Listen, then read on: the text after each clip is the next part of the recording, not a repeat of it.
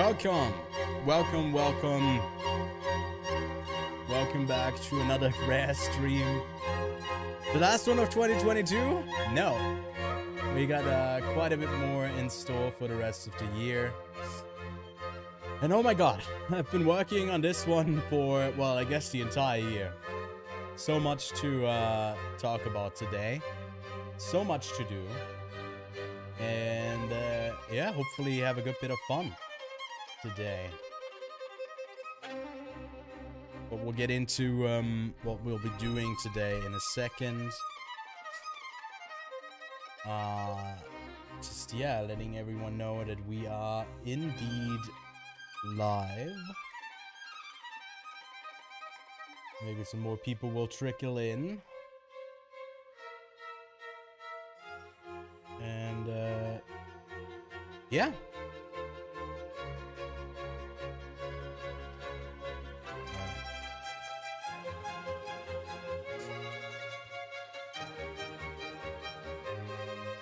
But, okay, so we don't have a crazy schedule for today, other than, well, I guess talking about 320 movies, which I guess is quite the task, but I did manage to see that many films from this year, and I like these bracket styles where you get to put films next to each other and you have to figure out which one is better than the other one and which one you'd recommend over the other one.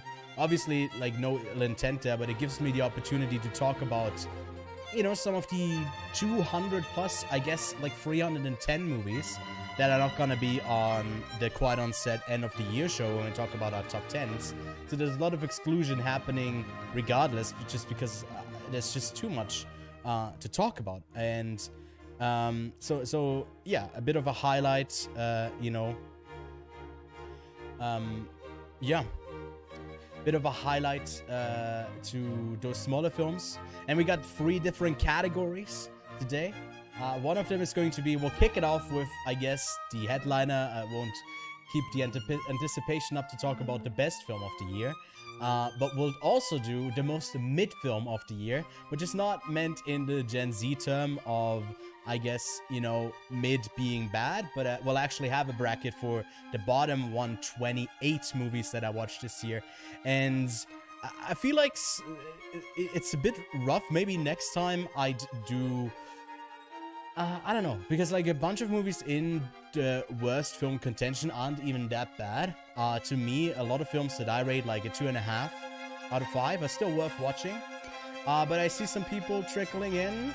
What's up, Josh? Yeah, I had a decent Christmas. I actually, hold on, let me pull it up for me. I'm not gonna leak my very intimate sheet of oh, by the way, is the music good levels wise, or because I tested it a bunch of times and I'm still new to this whole streaming thing.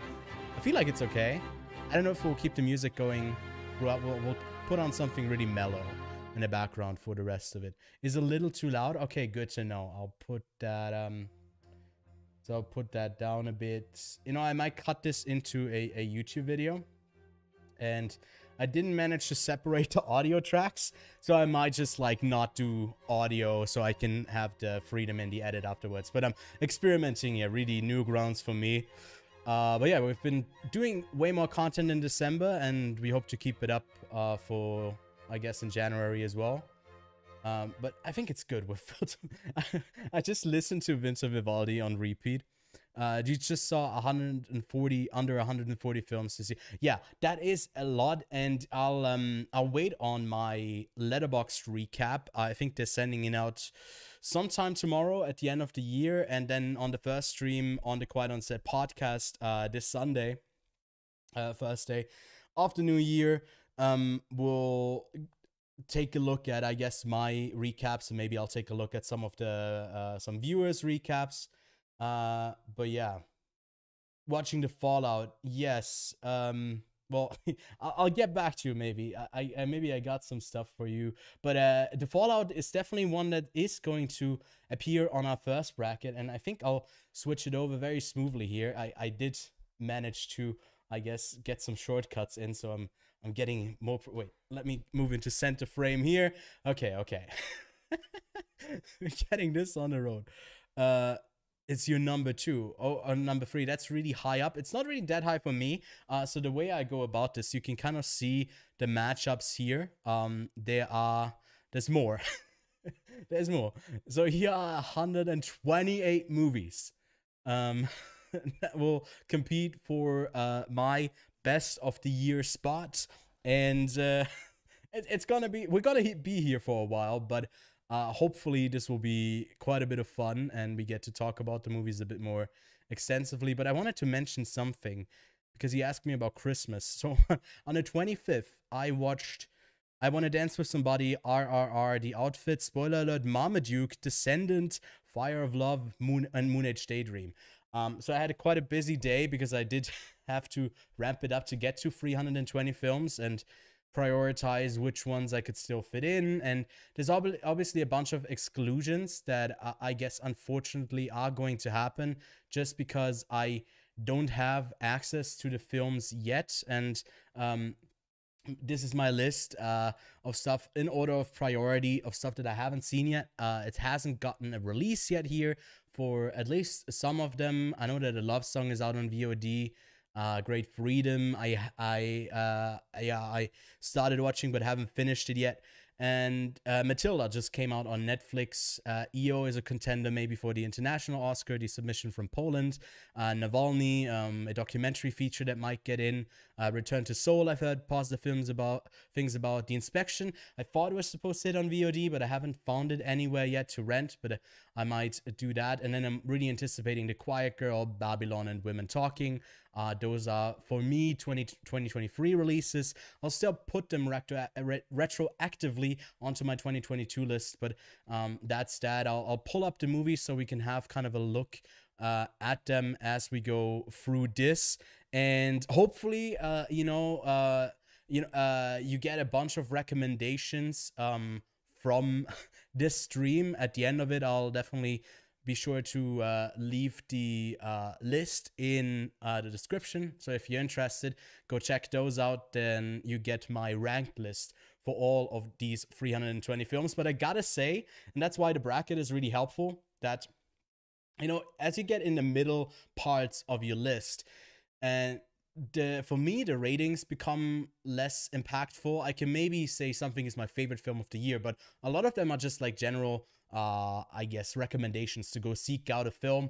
But I think without further ado, let's kick it off. Let's do a short little intro and get into this. It's a bit of I gotta say it's quite intense to be talking about this many films, but hopefully we can get through it all. And so this year I watched 320 films from 2022, and now we are doing a bracket for the 128 highest rated films on my list to decide on a best film of 2023, in my opinion. And we are kicking it off with a quite interesting matchup between Aftersun and another little movie that came out on Netflix called Windfall. Let me grab it up over here. This is gonna be a lot to drag it over. So we got Aftersun, a movie that I really enjoyed. That as you can see, as much beloved, is a contender maybe to take the whole thing home. And going up against Windfall, the new movie from Charlie McDowell. I guess I'm spoiling it here, leaving my ratings, but to me, Windfall was quite an interesting little movie, but I feel like there's no contention, or I gotta start the tournament, I guess. But it's no contention that for me, Aftersun is taking it easy over Windfall, so we can move on directly onto the next one, which is already a bit of a deep cut, actually. So quite an interesting matchup between Senior, the Robert Downey Jr. doc. Well, it's from Chris Smith, but mainly about his dad. And next up against Deadstream, a little movie that released on Shudder. It's a horror film, a comedy about a internet personality who tries to win back his followers with a live stream, and then things start to go crazy as he gets his nose picked a bunch of times. That's all I'll say. Really enjoyable film. This is already kind of a hard matchup for me, but I'm gonna champion the the horror film because we rarely ever get to do it. It won't make it far either way, going up against Aftersun in the second round, but Senior was all right, but it's very much just I guess Robert Downey Jr. contemplating on his life with his dad. And I feel like it's interesting because it's Robert Downey Jr. and his dad was also a prolific artist himself. And there's interesting themes in there, but I feel like there's movies that have done that way better, where I feel like Deadstream is one of the best of these found footage live stream films that kind of managed to capture it quite successfully. So Deadstream is going to move over. And next up, we got Josh mentioned it before, Fallout. The Fallout, you know, it's been quite a year for Jenna Ortega. She's just had the craziest year ever. And it all started with a film that I guess this one came out last year. I think it premiered. Where did it premiere? I thought it was out in. Let's actually check this real quick because I thought it was at Sundance, but I guess if we go over here, a little side. Yeah, no, it was South by Southwest in 2021, and then it got a direct internet release soon after. And I think I actually don't remember where I caught it because it's been. No, I did catch it. I think it was a digital thing on at South by Southwest. Really liked it, and here up against a film that premiered at Gun that I think is not out anywhere yet and not even in theaters, so it's a bit of a underdog here, but it's set in 1917 with Omar Sy and his son having to do some war stuff, being forced to it. I feel like the Fallout is really great at capturing a contemporary place where the looming threat of something like a school shooting is all up in the air, and then it doesn't over dramatize that aspect, but actually manages to be a quite interesting character study.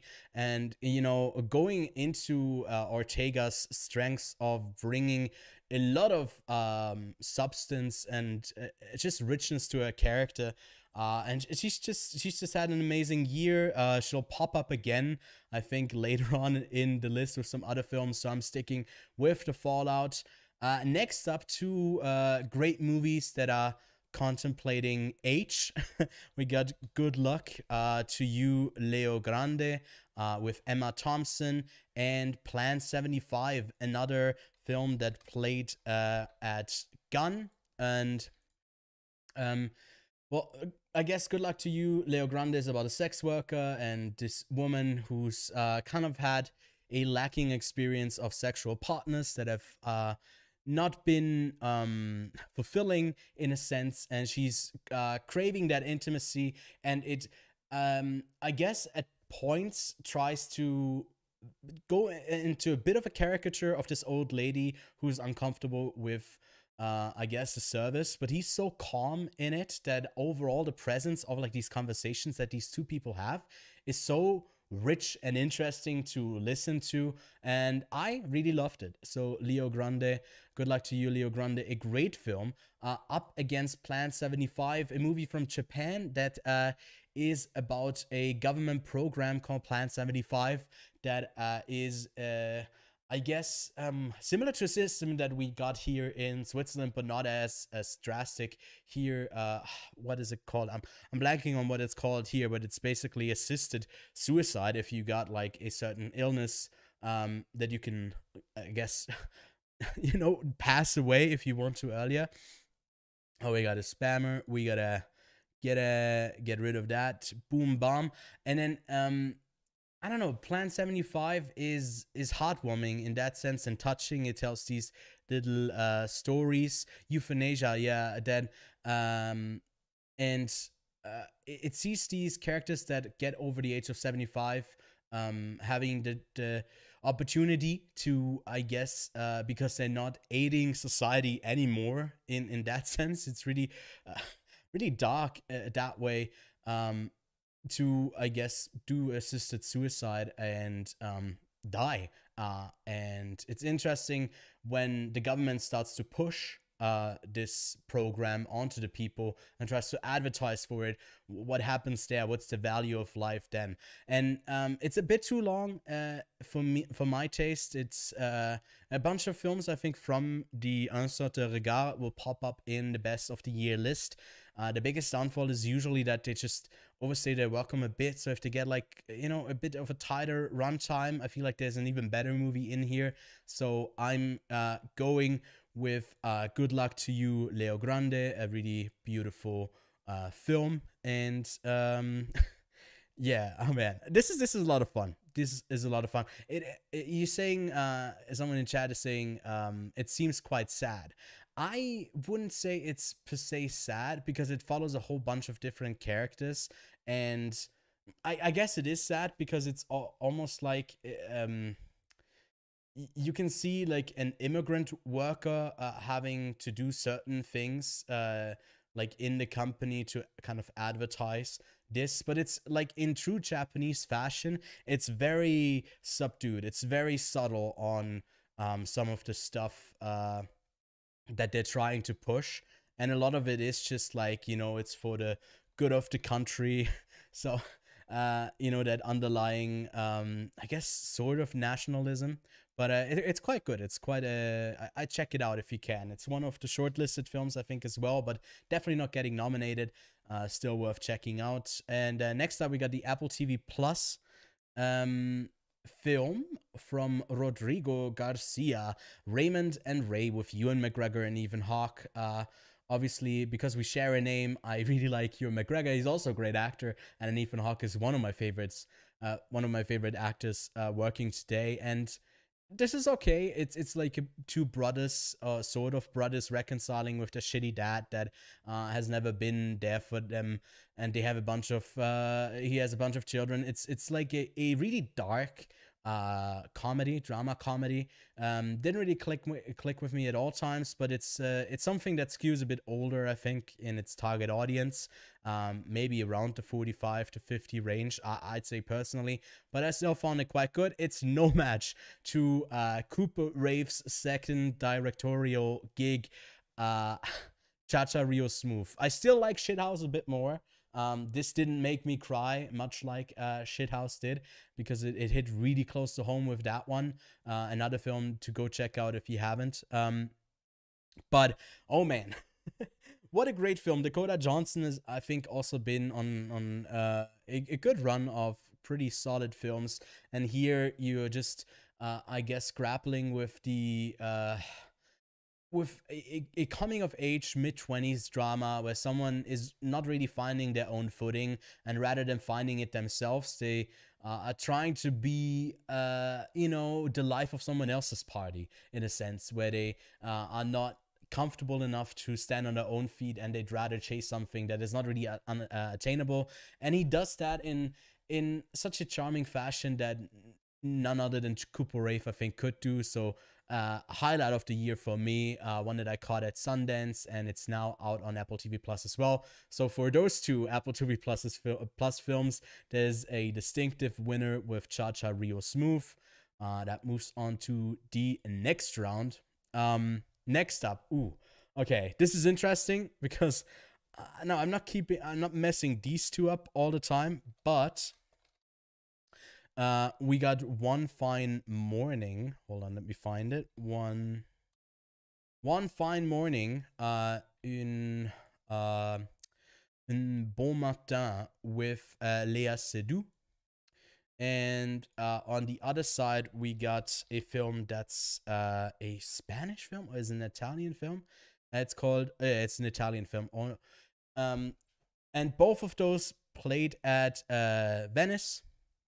When you compare my ratings, they're the same. I know this didn't play at Venice, or did I miss that? I saw it at the press screening here. It doesn't matter for you. But Mia Hansen Love, I had the chance to interview her. I still have not gotten that interview up yet, but I was able to talk to her about this film. And it's about a young mother who's seeking love and has a kid and also has to take care of her dad. And there's all these obligations, and she's just trying to live her life in a sense with someone who doesn't fully commit to her. And I honestly think that there's other films that are gonna come up that are French films that I feel like I would have all taken over Saint Omer. I really wasn't a fan of that film. I know it's gotten a lot of praise. It won some awards so far. It might be bigger contender at the end of the day, but this was a really solid film. Same for On the Fringe though. A bit of split focused story about a bunch of people where this guy, what's his name? I think it's Raphael. Let me check real quick. Yes. So Louis Dozar is trying to help out some people while taking care of his son. And it's just really tense. It is on the fringe the whole time. It's a really captivating viewing experience. To me, it's slowly, it is a bit, I did connect with it a bit less than One Fine Morning, Un Beau Matin, so I'm going to give it to that, but still on the fringe, a really worthwhile film to check out. Okay. Oof. There's so much to say. We had the 7th matchup. I don't know if I'm going way too slow on these, but it's gonna take some time. Next up, yes, you can already see it. You can already see the anticipation for Marcel the Shell with Shoes On. A really pleasant little surprise from Dean Fleischer Camp with Jenny Slate. There's the shorts that were posted on YouTube over the last couple of years. And now we got the feature film adaptation. You could say it's been in the works for like a decade. This has been in the works for a bit longer though. James Cameron's sequel to Avatar: The Way of Water. I was about to cover up my star rating with my hand, which is so idiotic, obviously, as you can tell, because you can still see it. I'm sharing my screen. But yeah, Avatar: The Way of Water against Marcel the Shell with Shoes On. To me, this is not even a big fight. Avatar was great in a technical sense, but man, I like this about as much as I did the original. I gave the original the same rating, and that's that. I don't know what else to say. I feel like a lot of people have been talking about Avatar lately. I'm sure it's a great cinematic experience, but Marcel didn't catch that in theaters, unfortunately. But you can go rent it on Amazon and I assume on other places. A really pleasant surprise that I just urge everyone to go seek out. It's such a warm little story about the little shell who's looking for his family. And what a pleasing film. What a nice surprise. So bye-bye, Avatar. Sorry, not sorry. All right, next up, there's a bit of I guess, of a spelling error in our thing here. Let's see if I can find it, because we got another film with Penelope Cruz. This time it is an Italian film. It's called La Mensità. No, don't quote me on that. It's pretty bad. And then up against it is Luca Guadagnino's latest film, Bones and All. This one over here with Taylor Russell, Timothy Chalamet, Mark Rylance giving an outstanding performance. I don't have the book right here. It's somewhere in the background. I still haven't finished it. But this was a very pleasant surprise. And okay, now I can hear some music in the background. But I think my cats just turned on the music in the background. I'm just going to ignore it. I think they stepped on my laptop and are now listening to Runaway. Give them 5 years and then they're really problematic. We got another spammer. But yeah. But okay, so this is a bit of the underdog. You know, it hasn't really released. Let's check out if we actually got a release just yet outside of the festival market. It's out in France, Turkey, and the Netherlands next year, but not yet anywhere here other than Spain and Italy.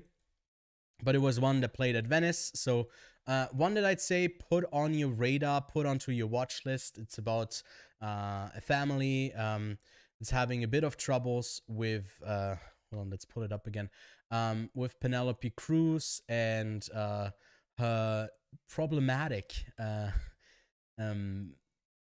guess, husband who's not the greatest. And she has a daughter who's also struggling with her own identity, if I'm not mistaken. But this is a bit of a blend with a bunch of other films for me. Didn't really stick out that much. So I'm sticking with Bones and All. Really fun little dark story, but maybe we get to talk about it a bit more in the next matchup, although it is going up against Marcel Deschelles with shoes on. This is exhausting, man. I got so many films to talk about. I gotta make sure that I'm not stalling myself out, and that I have a voice by the end of all of this.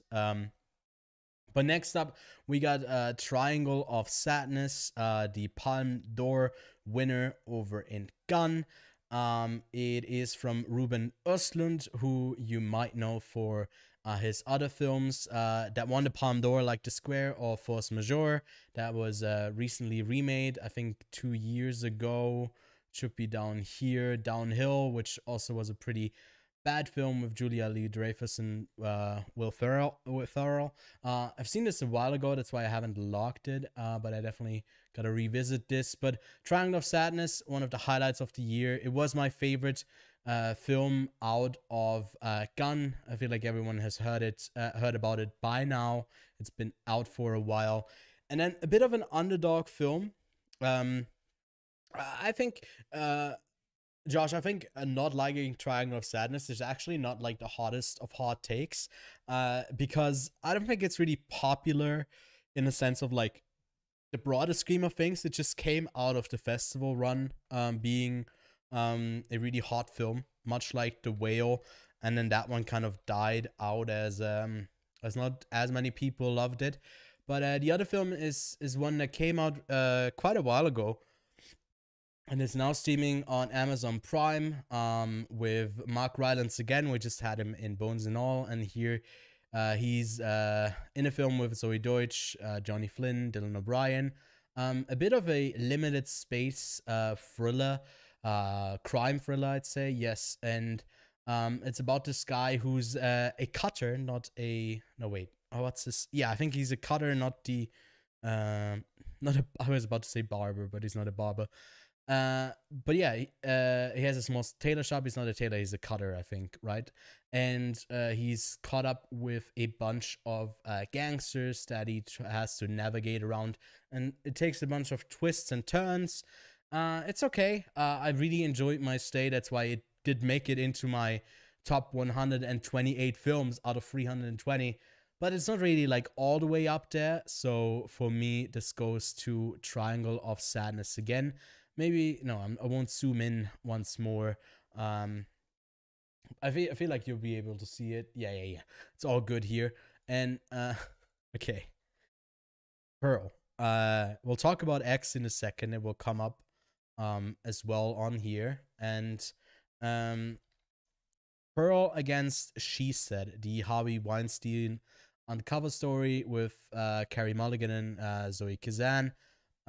It's... yeah, from Maria Schrader, who, if you don't know, has done a really great film here. I haven't seen it on Orthodox, but I'm Your Man is really good, and I'm looking forward to what she does in the future. Here, I feel like she has not like the biggest room to actually experiment with a lot of stuff, because it's basically a down to the numbers journalist story, and that part it does quite well.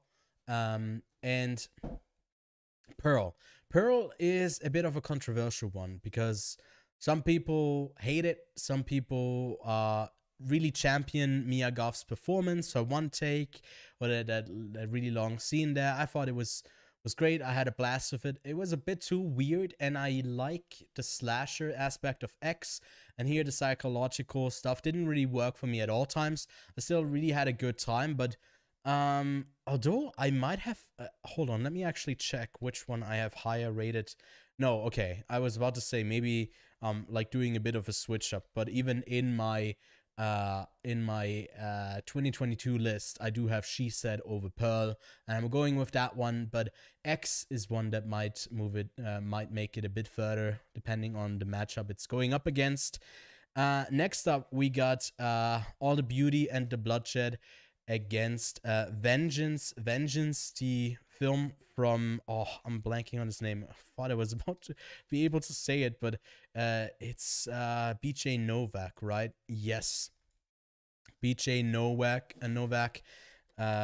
the Office actor, probably most known for that, but he's also was a writer on that show for quite some time. And here, I think it is his debut as a director and as an actor. I mean, you've seen him in some stuff before, most notably, I guess, in Inglourious Bastards. But here he tells this little story of about a pretty liberal guy, I guess, working for the Times, to go in and uncover a story of like someone you hooked up with who passed away. And it's got some really solid performances, especially like from Ashton Kutcher. I kind of liked his character overall in there. But overall, it feels a bit self-indulgent in a sense of like him writing these lines about other people, telling him how brilliant he is, which is fine if the movie is like justifying that and good enough. Didn't really feel that. So you can already tell I'm leaning towards one of the best documentaries of the year. It won the Golden Lion in Venice, deservedly so. Well, I guess I would have given it to two other films over this, so maybe even three, but still, All the Beauty and the Bloodshed is a really solid documentary that follows Nan Golding, and it pairs these two subjects of, I guess, activism against the Sackler family that Nan Golding is doing, with a portrait of this activist and artist that has been working for a long time. And Laura Poitras has done some great documentaries. She's most known for Citizen4. And here has a good shot of taking the best documentary slot this year at the Oscars, and I'm going with it over Vengeance. My God, I think I need to take a bit of a breather for a second. Ah, yes, refreshing. Oh, okay, cool. But yeah, She Said is like the Spotlight 2.0, like those type of, I guess, journalism movies, but it does it well enough. And I think in 2021 or even 2020, I saw a whole bunch of journalism movies, or like investigative journalism as well. And here it's more straight up journalism. I guess they're also investigating. I don't know. It's just done really solidly, and I thought it's worth checking out at least. And they do a great job of not over dramatizing the aspect of, you know, Harvey Weinstein being the center of it all. They do that quite well. But next up, we got a little movie that probably not too many people have heard of, called, well, two movies that are kind of a bit of underdogs. Into the Ice. I actually have to catch myself up on this one. It is a, what is it? It's a Danish film with hold on, am I mistaking this? No. Okay, yeah, this is, okay, we got another film that's coming up later, but not in the best of the year. I was a bit confused why this is in here, but this is a documentary and about a bunch of people who explore like the ice sheets in Greenland, and it is riveting. The stuff that they do, the stuff that they explore, the images they capture. But I guess now that Mr. Beast has done it, no one cares anymore. But yeah, this is a really solid film, worth checking out. And I guess I thought this was on Netflix, but I guess the other one that's about the ice, Against the Ice, is that one called, I think. That's on Netflix. This I caught at the Vision du Réel, which is a Swiss film festival, right here, yeah, in April. So it's been a while. It's out in Germany, but it doesn't have a release date yet, and also no virtual release date yet. So if you are interested, I guess put it onto your radar. Really solid documentary there. And yes, okay, someone is yeah, Josh, Hans Zimmer produced the original score for the Mr. Beast video. What I found interesting about that is that, like, you know, someone like him with the amount of range, let's actually check real quick how many, hold on, obviously not going to react to a Mr. Beast video. We just landed. But that one has 120. No, he has 124 million subscribers. Sorry, it has 85 million views. Not 85. 58. Jesus, I'm already. My brain is already not working anymore. And thinking about that, like the amount of tickets that are sold for certain films, you know, that more people are going to hear his music in there over a movie is perplexing. And, like, you know, that it's worth for him to check to do that. I don't know how closely they work together on, like, specific moments, but knowing how intricate. Oh, sorry, I forgot to share the screen there. So that was shortcuts are not good. I'm forgetting to, like, switch over. But yeah, it's interesting that he's willing to do that, obviously. But also that, like, that space of video creation can be an elevated one that gets, like, custom made stuff. But yeah, some more people get to hear his music, so that's not too bad. But anyways, back to the theme at hand, Into the Ice Against Catching, a fair one, a Hulu release about a Native American boxer embarks on the fight of her life when she goes in search of her missing sister. This is just a bit of, like, dramatic. I don't know, like, I'm a boxer and then someone's kidnapped and I got the capabilities to do the fighting. It's not as much, as you can see in the genre, as an action film. It really is more about, like, the crime thriller drama aspect, and it's quite good. It's been a long time since I've seen it, though. If I remember correctly, I saw this, yeah, back in February, and I honestly am not remembering the plot too well, but it's not as stunning as some of the images in the ice. So I'm giving that the edge here. You put that on the ever-growing watch list. Yes, please do. That's all I'm here for, to do that. Anyways, next up, we got the new film from Hirokazu Koreeda, the Japanese filmmaker, most known for his film Shoplifters, and up against a horror film that made quite a bit of an impact from Scott Derrickson, who some people might know for the original Doctor Strange, or I haven't seen this one, but I think it's like, yeah, no, it doesn't have, like, horrible ratings. The Exorcism of Emile Rose, but Doctor Strange, director for The Black Phone. I didn't really love this. It was a bit over the top for me, and Broker is one of the best of the year, so it's not even, like, you know, worth really comparing these two. Broker is just a phenomenal piece of filmmaking that I adore. So yeah, if you haven't seen it yet, I guess it's been out in theaters. It's not out on streaming yet, but a great one to go catch up on. And if it's not out yet, then go check out Still Walking or Shoplifters or Afterlife, some amazing films from Koreeda. And Broker is moving on to the next round. Next up, we got even more gun films. The premiere that had quite a controversial opening with a bunch of protesters on the red carpet, and I like, somehow I'm a memory of being there, but I wasn't at the premiere.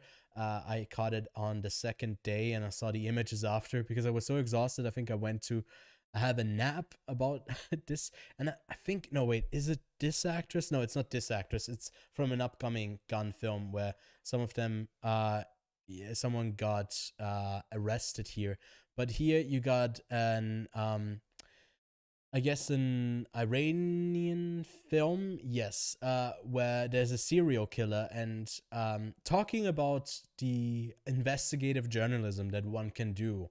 This is one that's, I guess, she said it was way more an uncover story, and here it's an uncover story, but people actually know and they just don't care, and it's like this infuriating mess of just people being, or like sex workers and women being killed and society accepting that in that place because they are not valued uh as such. And like as a collective, like they kind of behave like it's cleansing, and it's horrific to see unfold. It's controversial in a sense that it puts a lot of the deaths on screen, and it is quite hard to watch.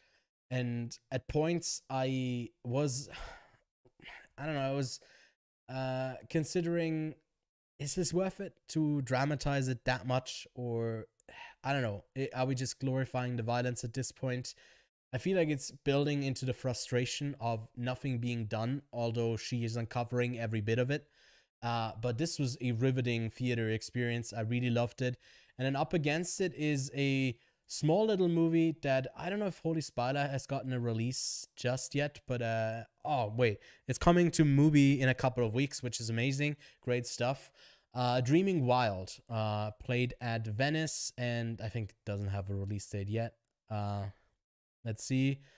Yeah, it played like around me a couple of times. It played in Toronto, at Venice, and then in Zurich. And it's with Casey Affleck, about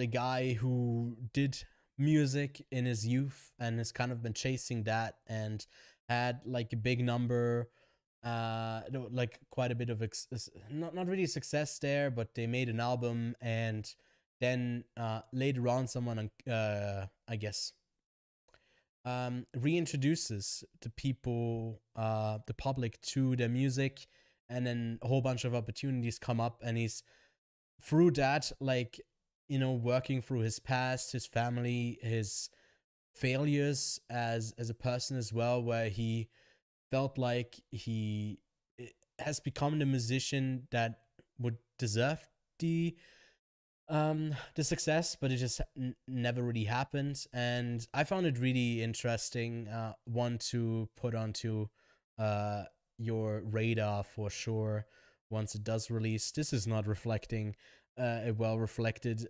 rating for this. 2.9 is way too low. Oh, you can't even see my mouse, I just realized. But this is way too low. This should be like a 3.5. A really solid movie. I quite enjoyed it. And this is a hard one. So Dreaming Wild against Holy Spider. Oh man, I don't know. I don't know. I feel like Holy Spider just works a bit better overall for me, so I'm going to give that the win here. Yes, and as well, yeah, Dreaming Wild has Zoe Deschanel. Anyways, next up we got I got a little bit of a story for this next one. Luxembourg. Two Ukrainian brothers. Well, I guess they don't really have much on their on the page about them. In this comedy that was at one point in Venice as well, my favorite comedy of the year. It's about these two brothers that have a father that abandoned them and went to Luxembourg, and one of them becomes a cop and the other one a criminal, and then they embark on this like road trip to go find their father as he's dying, and they haven't seen him in a long time. A really fun film that in this first round we can take a bit more time to actually check out the release dates as well. But it, apart from November 2023 in Ukraine, it's not getting a release date anytime soon, at least yet. So that's a bit disappointing. Yeah, man, that actually bums me out. So definitely keep that on your radar. The other film, Compartment Number 6, is one that I think just barely makes it into my list, I gave this, if you look at it, quite a low rating and a 2.5 when I caught it. I think I caught this in 2021 at the Zurich Film Festival, if I'm not mistaken. It's been quite a long time. Let me check. Played at Gun the year before, and then in Zurich. Yeah, I caught it there. It's out now. Let's see. Yeah, it got a limited release. I don't know if it's streaming anywhere on a BFI player. About I guess we got Ukrainian, and then we got a Finnish woman traveling. I guess Russia. Interesting pairing here, having that go up against each other. And she meets this guy who I just found utterly despicable, and it's like their connection that they grow as they are like traveling in compartment number 6. I think it's a really solid one. It grew on me, but it's nothing in comparison to Luxembourg, which is just a really great film. But yeah. Okay, next up we got a big one. Top Gun Maverick, the movie of the year. The biggest film to ever to ever come out of Tom Cruise's butthole. Okay. No. Top Gun is fine. Top Gun is great. I'm taking the time until I kick it off. I'm taking. Oh, sorry, I took over too much. Oh my god. I'm taking the time before this gets kicked out by Top Gun Maverick to talk about this little Italian film that I caught at the Locarno Film Festival. It's just really silly. I guess Italian comedy, historic comedy about a what is it? A Marcount, who takes his new bride to, I guess, a castle, and the villagers there are supposed to serve them, and the castle is just really run down, and then it just goes into like heaps of little side gags and moments that are just really silly, but it's such a fun movie overall. But it doesn't beat out the cinematic experience that Top Gun Maverick has. I don't have like the hugest boner for the cinematography and the story. I felt like the stuff that was shot in the cockpits, Freudian slip there. That was amazing. The action was amazing, but the story stuff and like as well the military propaganda in a sense, I just never connect with. I hate that sort of shit. So to me, it's like nowhere near the best of the year. But it's a really solid theater experience that made a shit ton of money, and I guess deservedly so. Americans are growing crazy for it, and yeah, it's fun. We'll talk about it a bit more, I guess, in the next matchup, because it does move on into the next round. Okay. Another easy matchup. The Banshees of Inisherin. We just did our latest episode was about it, and it was pre-recorded before the holidays. So it's basically just the Banshees of Inisherin up against Jason Momoa in Slumberland, a Netflix film. Yeah, that was quite a pleasant surprise. I thought I would hate this way more. He's a really silly, goofy character. It's silly, and I know some people probably like it less than I did. Although if I look at the ratings from some of my Letterboxd friends, they do seem to agree with what I rated it. But yeah, no, it's just a pleasant surprise. It's fun. It's one of the films I'd show to a kid, and yeah, because it's fun. It's fun, but it's obviously no opponent to the Banshees of Inisherin, who will make it quite far in this bracket. Okay, next up we got another Italian film. It's called The Rye. There was another one I caught at Venice. Up against another Netflix film called Hustle with Adam Sandler. So Siquita, wait, is it Italian? Yeah, it is an Italian film. Yeah, this was a story about a town not too far into the future where it hasn't rained for a couple of years. They don't have water, and it's like these stories. That's why I'm like always messing it up with On the Fringe. Um, I'm messing these two movies up, although one is Italian, the other one's Spanish, and it's just a bunch of people who rely on this water and are not getting what they need to survive. And it's also one where you like chase around the city, similar to On the Fringe. That's quite fun. Unfortunately, apart from Italy, this also doesn't have a release anywhere soon. It's got, I guess, in one of the leading roles, Monica Bellucci, who some people might know. And yeah, this is another one to an international film to put onto your radar. Not as dry the way of the water. Yes, maybe James Cameron could spill over some of that from the Navi world onto the not so distant future of Sikita. Banshees versus Jason Momoa, sleep paralysis demon. Yeah, I feel like it was quite obvious what Slumberland was doing with like that character of Momoa, but it worked for me. Anyways, Hustle for any basketball fan, which I gotta say I'm more of a, I don't know if you can see it in the background. Let me see. No, it would be over this way. You could see the very bottom of a hockey. No, wait, I'm going the wrong way. Yeah, you can see the very bottom of a hockey stick there. That's my hockey stick. That's in my room. So I'm a bit more of a hockey fan myself. And basketball is still fine. Basketball is very exciting. This was a great film. It's also the one that I would put over the other one, although it's a bit of I guess of a closer call here. But yeah, edges it out just ever so slightly. Okay, man, how far along are we in this? We're gonna be here forever. I gotta speed this up a bit. Oh my god, it's just I've watched too many movies. What have I done? Okay, the palms and palm trees and power lines, a film that played at Sundance. Was it at Sundance? Oh god.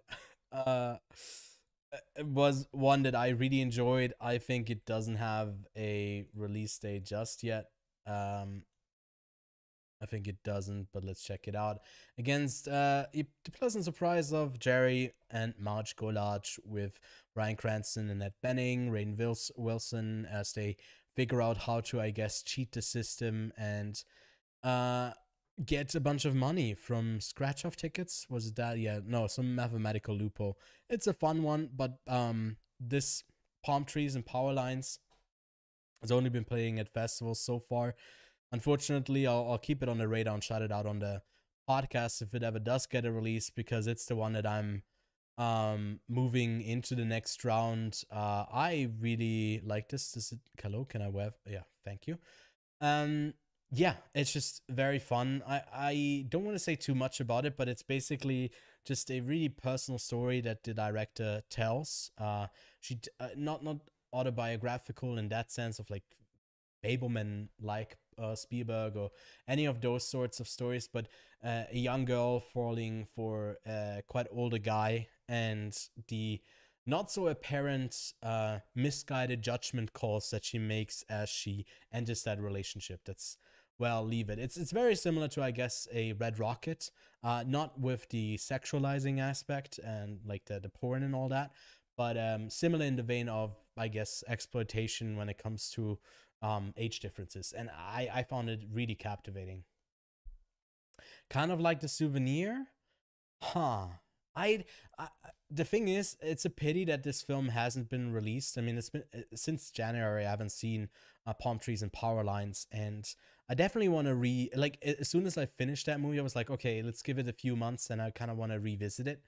The Souvenir is also a bit distant in my mind, but it's I don't know, because it's not really about the artistic nature in there. But yeah, hopefully that movie gets a release date sooner than later. Great little recommendation there.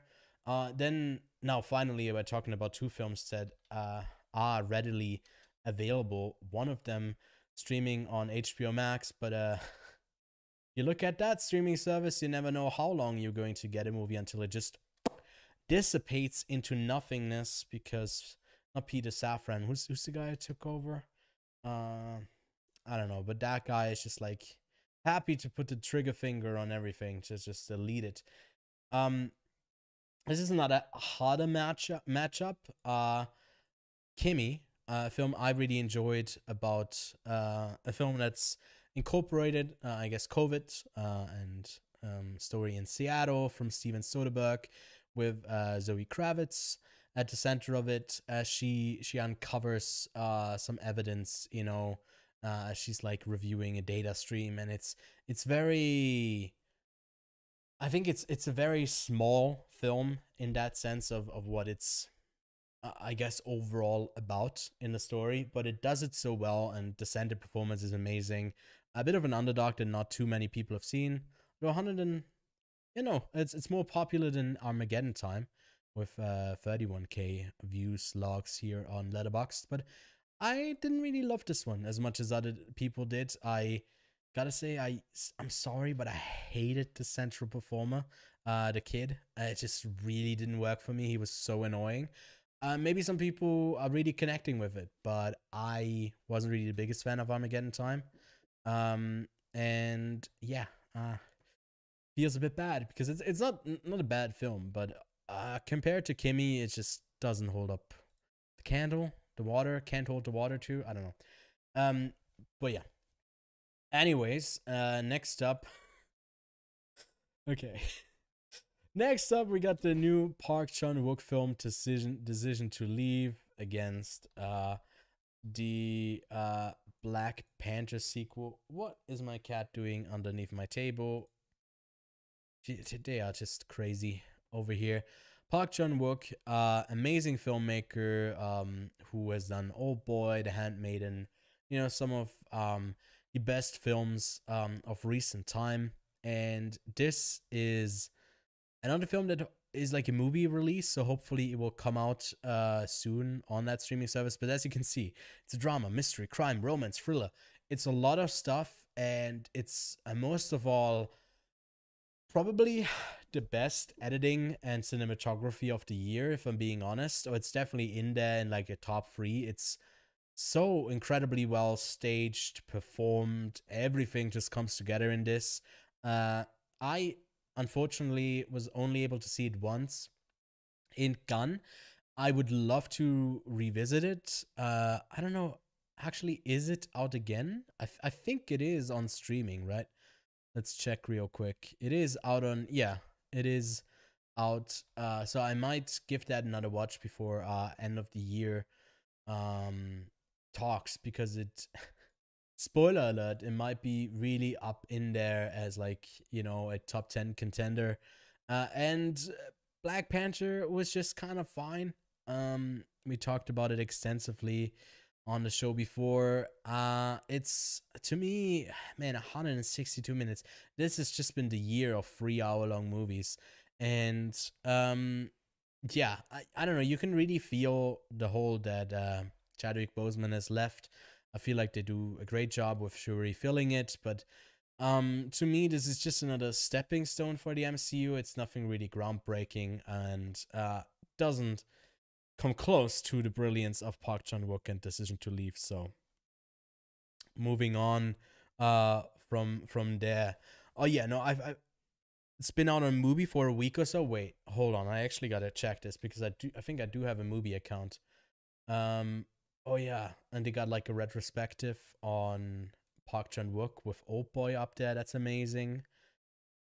Let's see. To me, it still says it's not currently showing on Mubi, but I do have the Swiss version. So it might be up there in some places. But yeah, still, Mubi soon. And I guess it does have Old Boy up there, so it might be worth checking out. Anyways, next up, another Netflix film. I watched a whole bunch of Netflix films this year. Athena. This really powerful film. It was one of the bigger releases that I missed in in Venice, and it was a bit of a pity because I didn't get to see it on the big screen. Instead, I went to go see Bardo. So I don't know. In a different world, I probably would have skipped out on Bardo, which is not going to pop up in our best of the year here. Anyways, this is such a captivating, thrilling film, action packed, and brings in a lot of energy. Watch behind the scenes; they might be more interesting than the film itself. Really captivating stuff here. Lost me a bit in the end. I didn't really connect with that part, but other than that, quite a fun thrill ride to go on. And then Harka here, I'm just checking if it has gotten a release date yet, but it's not. Hasn't gotten one apart from France. But that's a story about a young Tunisian guy who dreams of a better life, and yeah, he's trying to escape the social structures and limitations that he's been born into. It's a fun one, but I'd pick Athena over it, just being a bit more unique. Okay, I think our next matchup is quite an interesting one because it's quite controversial. Alex Garland's new film, Men, which I also managed to catch at Gun. A lot of name drops from the festivals here. Not trying to flex, but it adds to the experience because Jesse Buckley and Rory Kinnear were there for the performance, for the showing, and that was a lot of fun because it played in the directors selection or directors fortnight or something like that. Up against a film that I also thought was very pleasing. I'm totally fine. A streaming film with Jillian Bell and Natalie Morales, where one of them has lost their friend. Jillian Bell has lost her best friend, and now a alien comes down in the form of her best friend as she's mourning to study her. And it's basically then, I guess, just a character study of dealing with grief and coming to terms with it. And it was a pleasant surprise, something lighthearted to put on in the background. But I really love Men. I love Men. I adore Men. but yeah, Men, great.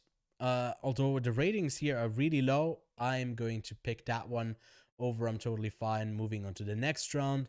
Okay, next up, another Sundance film, Master against Jackass Forever.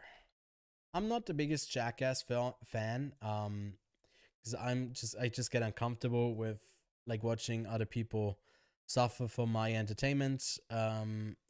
It works in a narrative sense, but if it's just shock value, I don't really connect with it.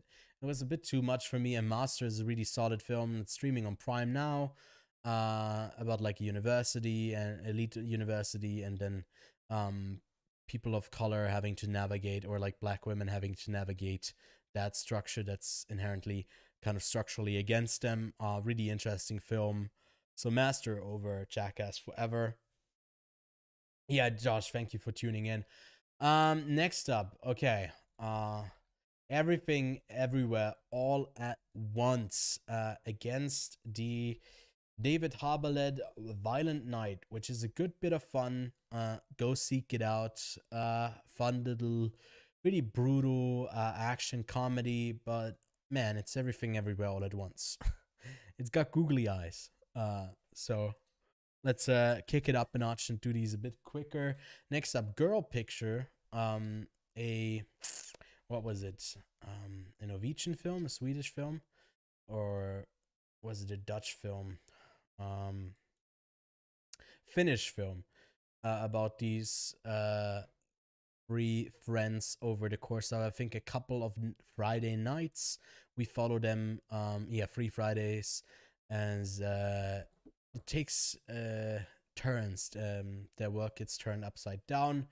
Pretty solid film that I quite enjoyed, up against Ron Howard's 13.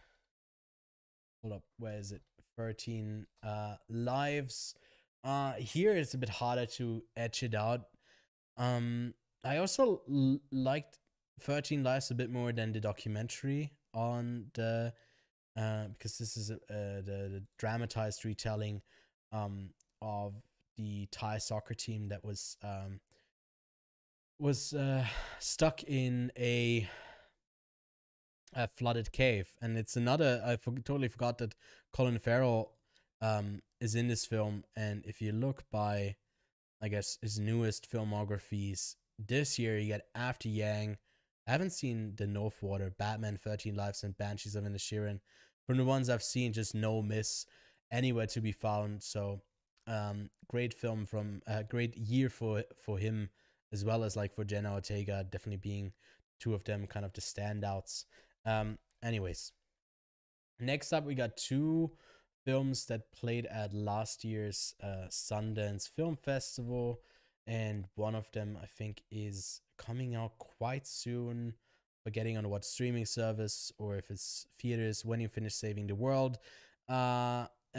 Jesse Eisenberg directorial debut about this audiobook adaptation, about this annoying teenage kid and the selfish mother as they, like, I don't know, explore their lives. Didn't really click with me as much as Emergency, a really thrilling tale of a night out for someone who's a bit of like a nerd, really keeping by the books, and is a bit more like his looser friend, as they are stuck with a passed out white girl, and have to, yeah, they quickly have to deal with what that means as black men in America, how quickly things can take a turn for the worse, and really thrilling movie. Gonna pick that one. Next up, the first film I caught in Venice, called Princess on the Outskirts of Roma.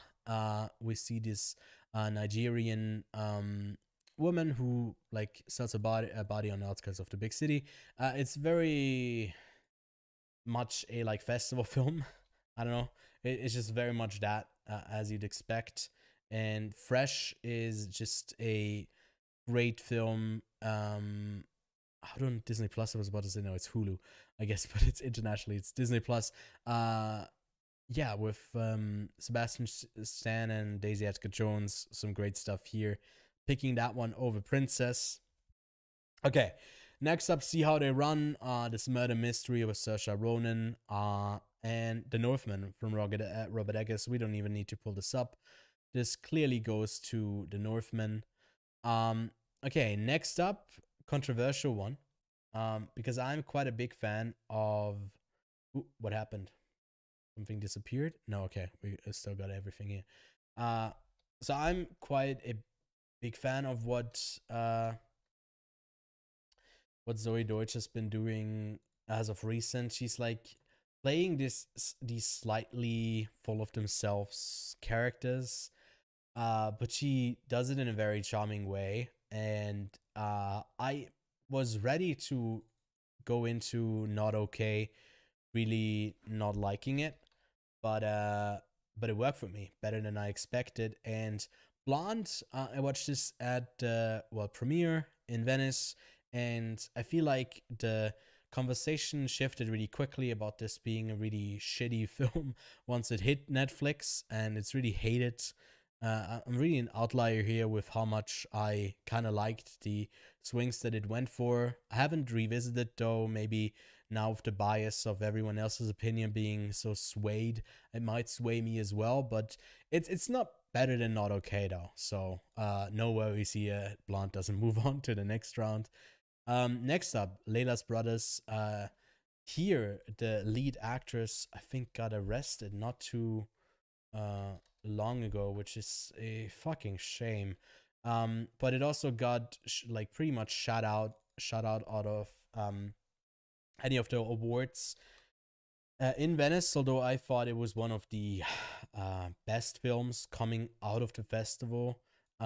So keep this on your radar. I'll have a look if it actually releases anytime soon. In France, Belgium, Portugal still have to wait, I guess. a bit longer. Hopefully, we'll get a release soon. The Woman King was great, quite entertaining, uh, but doesn't really come close to, I guess, the character study of like these Layla and her brothers struggling, yeah, to keep their family afloat. Man, we're not even halfway through our top. Uh, yeah, we're not even halfway through this. We are about to come up on Living versus Emily the Criminal, two films that played at Sundance earlier this year. Oh man, I don't want to talk about these films individually too much, but uh, I, Emily the Criminal is a fun one that definitely uh didn't really get onto too many people's radar, but somehow the remake of Ikiru from Akira Kurosawa, is quite solid. It's got a really solid script at the base, and just does the UK adaptation of it amazing. Then RRR, the crazy hit out of India. It's in a unfortunately dubbed version on Netflix that I watched just on the lead up to this to see, because everyone was raving about it. I tried to watch it a while ago and then turn it off again because it was just a bit too much. And Close is, we'll talk a bit more about Close, but RRR, yeah, shout outs here. A fun movie, but not really my type of movie. What is really my type of movie, though, is surprisingly Sachertorte, which is an Austrian film taking inspiration from. Man, I'm starting to lose my voice. From the Before trilogy, my favorite trilogy of all time. And it's this really sweet story about a guy who chases a girl to Vienna, and he meets her in Berlin and then chases her to Vienna, and it's just like a lot of Viennese humor about Germans. And yeah, he loses a phone number and proceeds to go to Vienna because she told him that each year she eats a Sachertorte at what's it called? Like at the Sacher Hotel? Is that what it? I don't know. I can't remember. But it's yeah, at a hotel. She just eats that, and he goes there every day at the same time to try and meet her, and he meets another girl. So it's quite predictable where it ultimately leads up, but it does like do some twists and turns that makes it interesting. And the other one, this is already out on Amazon Prime. I didn't even know that, but not out yet is a Man. That's a Japanese film. That's about like this really at times convoluted story about a man that's, as you can see, is like the the theme here of like you see his back but you don't really see his face. About identity, about like romance, and a bit about identity theft as well. Quite interesting, but to me, I have a bias towards anything that references Before Sunrise and goes to that. This is another nice matchup because I just recently, just recently got to see Puss in Boots, and I unfortunately saw it not in the. I saw it not in the English original cut, but in a German dub, which is still fine. But Nope is just a bigger spectacle, although it is one of the best animated films of the year. Puss in Boots is really a return to form to the Shrek franchise. And I think at the end of it, they teased like there might be some more coming in that universe. So I'm looking forward to that. Next up, Joanna Hawke's latest film after, I guess she did the two Souvenir films. Between these three it goes Souvenir 2, The Souvenir, The Eternal Daughter. Here you got Tilda Swinton playing two versions, one of her daughter and then mother. And yeah, this didn't really connect with me. I caught it in Venice and I was really bored. So it wasn't really for me overall. But Prey, a quite captivating new period piece adaptation of the Predator franchise. Ended up going back and watching all of the Predator films for this. We did a bracket and I never uploaded it. I just remember now. Gotta work on that at some point. Anyways, Prey over this. Bros. To me, one of the best comedies of the year. That unfortunately didn't really perform that well at the box office. If it could load up here, please. And then Barbarian, a story that works well if you don't really know that much going in.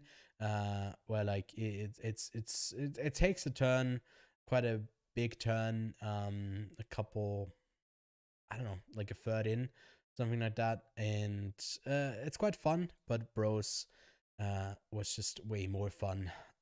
Next up, A German Party was a documentary on the right, the like really right leaning, quite racist party here in not here in Germany, I'm not from Germany, but uh forgetting what it's called. I think it's the AfD or something like that. AFD.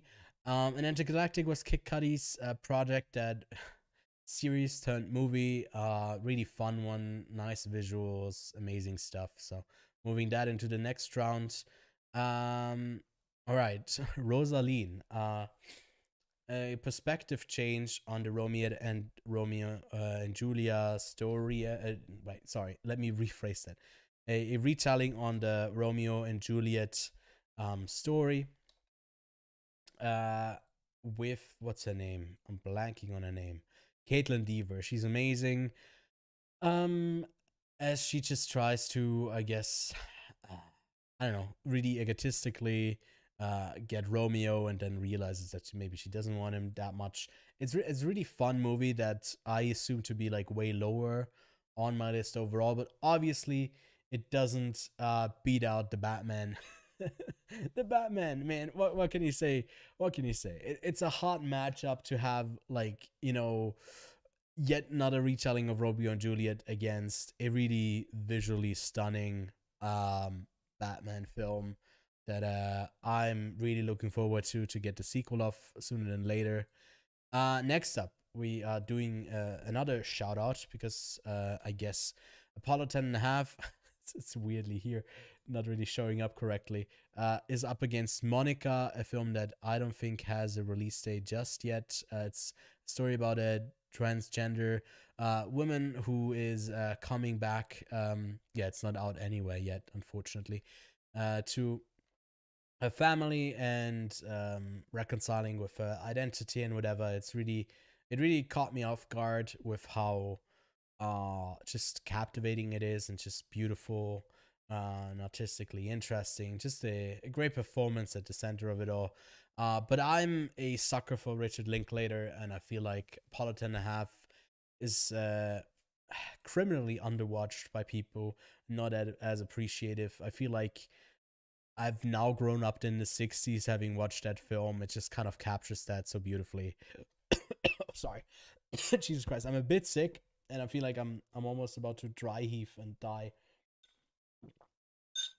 on screen.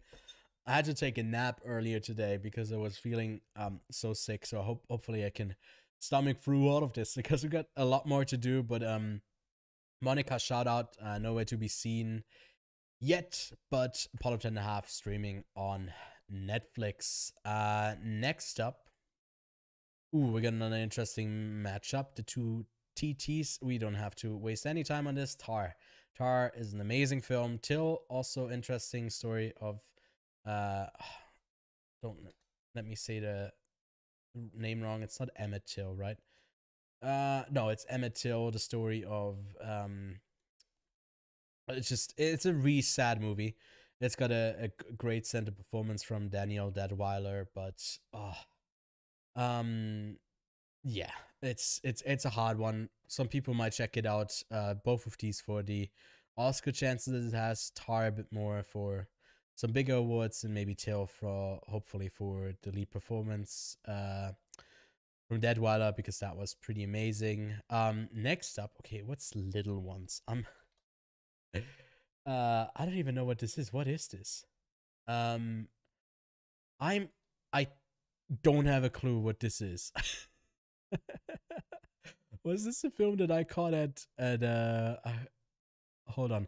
Oh, I think I caught this in Zurich, right? Did it play at Zurich? No, it played at the Locarno Film Festival. That's where I caught it. Okay. Anyways, Bodies. That's embarrassing. Totally forgot about that film. But Bodies. Yo, what's up, Davish? Mark, I see you in the chat. What's up? Hope you're having a good night.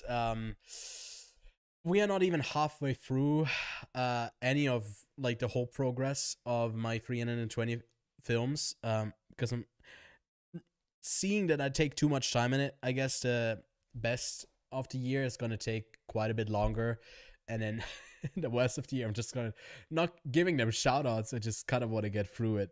But yeah, Bodies was surprisingly fun. I'm not spoiling the ending here, but to me, it kind of worked really well. I was just laughing. I was laughing quite a bit by the end of it. So an interesting thing here in our next matchup is it is another Netflix film.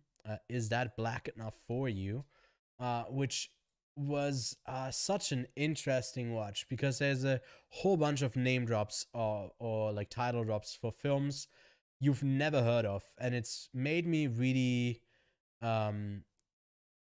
interested in maybe doing something like a month where I dedicate, like I would love to dedicate like I don't know, February because of Black History Month. I could do it any other month as well, but it just kind of makes the most sense to catch up on some films that are really influential for like Black history on film. That just you know some of them obviously, like Boys in the Hood is something that's very well known, Blazing Saddles, stuff like that, but some of the deeper cuts as well, and I just kind of want to watch that, and those were all mentioned in that documentary, and I can really recommend it. And then unfortunately, the new film from George Miller just didn't really land for me that well. I was there at the world premiere. Idris Elba, I saw Idris Elba in person. That can we just give this man like the what is it called? I guess no, what is it called? Like best looking man of the year. Give it to him like every year. We don't need to change it. It can just stay with him. He's so incredibly handsome, but he's also quite fun in this film, and it just goes off the wall crazy, and I don't know, I thought that like the little side stories where he goes into his past were way more interesting, and then he tries to make a romance out of it. It was like, please stop. And it's unfortunate because I feel like those flashbacks things were really colorful and fun to watch, and overall, I guess this documentary just edges it out over it, although I think both are worth checking out at least. All right, we got Gorzage, an Austrian film that's up for Oscar contention, potentially, from Marie Kreutzer, who sounds familiar, but I haven't seen another film of. Just thought that's Maria Schrader, who I know. Messing those two up. But this played at Cannes, and there's another film. The final cut was the opening film, Coupé, at the Cannes Film Festival, the remake of the One Cut of the Dead, which why is it not even listed here? That's weird, because it's a remake. It should pop up here on Letterboxd. Get on it, Letterboxd. Anyways, this is a fair adaptation. I feel like when it comes to great films that get adapted in 2022, Kiru Living is better than One Cut of the Dead and Final Cut, but maybe that's also because Ikiru is a better film overall compared to One Cut of the Dead. But this was fun. Gorzage though is better. Just straight up better. I don't know what else to say about it. I really enjoyed it. So it's going to move on to the next round. Okay. Ooh, we got another controversial pick here. The Whale versus Don't Make Me Go. The Whale played at Venice, opened there. Sorry, I think I might need to sneeze real quick. Let's do that. I'll mute up for a second. Can I do that here?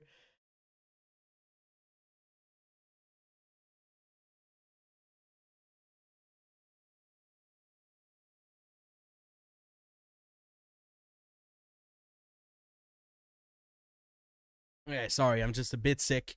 Hopefully getting better soon, but I don't know what I caught. I think I have like this fan here over to the side, and it was really hot last night, and I blasted it in my face, and I feel like I got a bit sick just from that. But I keep I see I see you're about to spoil the my overall winner in the chat. Don't do that. Don't do that. We don't do that here because you know my list overall. You can just go see it on my. If you're already over there spoiling yourself, then maybe leave a like there. Do that at least.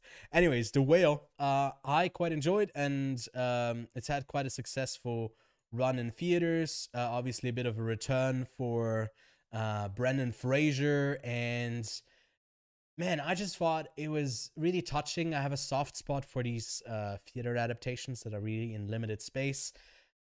I really am digging this father-daughter relationship though between John Cho, Mia Isaac. Mia Isaac was also in Not Okay. She just had some really standout performances in the two films she's been in. Great stuff here. Ultimately, I think this is just hitting too many of the expected spots of this road trip. Father connects with his daughter type of movies, where The Whale just left me bawling my eyes out by the end of it. I just thought it was really beautiful, and I get some of the criticisms. I don't get the overall lack of appreciation for the movie, though. I really enjoyed it, so The Whale moves on to the next round. Oh, you haven't even seen my list. Well, I unfortunately I haven't even said it yet, but well, I guess hint, hint. Maybe you're picking up on what I'm putting down, and you might be onto the right track there. Okay, so we got two films on the list that are something called The Innocent. The other one's an uh, like what is it? What country? Anyways, it's not one that's popping up in the best of list, but this is a French comedy, the romance comedy, with Rushdie Zem, directed by Louis Garrel, who is also acting in the film. There's another movie that will later come up that's directed by Rushdie Zem, and he stars also in it. So these really power punches from French actor directors are some really solid recommendations from me. The Innocent, I don't know if it's out anywhere yet. I just assume it's probably been out in France for whatever, because they just take the movies. See, they take them and then they never share them. They maybe get them over the border to Belgium, and then they're like, fuck off to the rest of the world. You're not going to see this movie, unfortunately. I guess next year we'll play in some other European countries, but The Innocent, put that on your radar if you haven't. Great film. And then actually, speaking of another French film, oh my god, this is actually a hard matchup, if I'm being honest, because Other People's Children is another amazing movie that also stars Rushdie Sem. It's from Rebecca Zlotowski. I actually, at the Zurich Film Festival, got to talk with her about the film, and really interesting conversation that I had with her.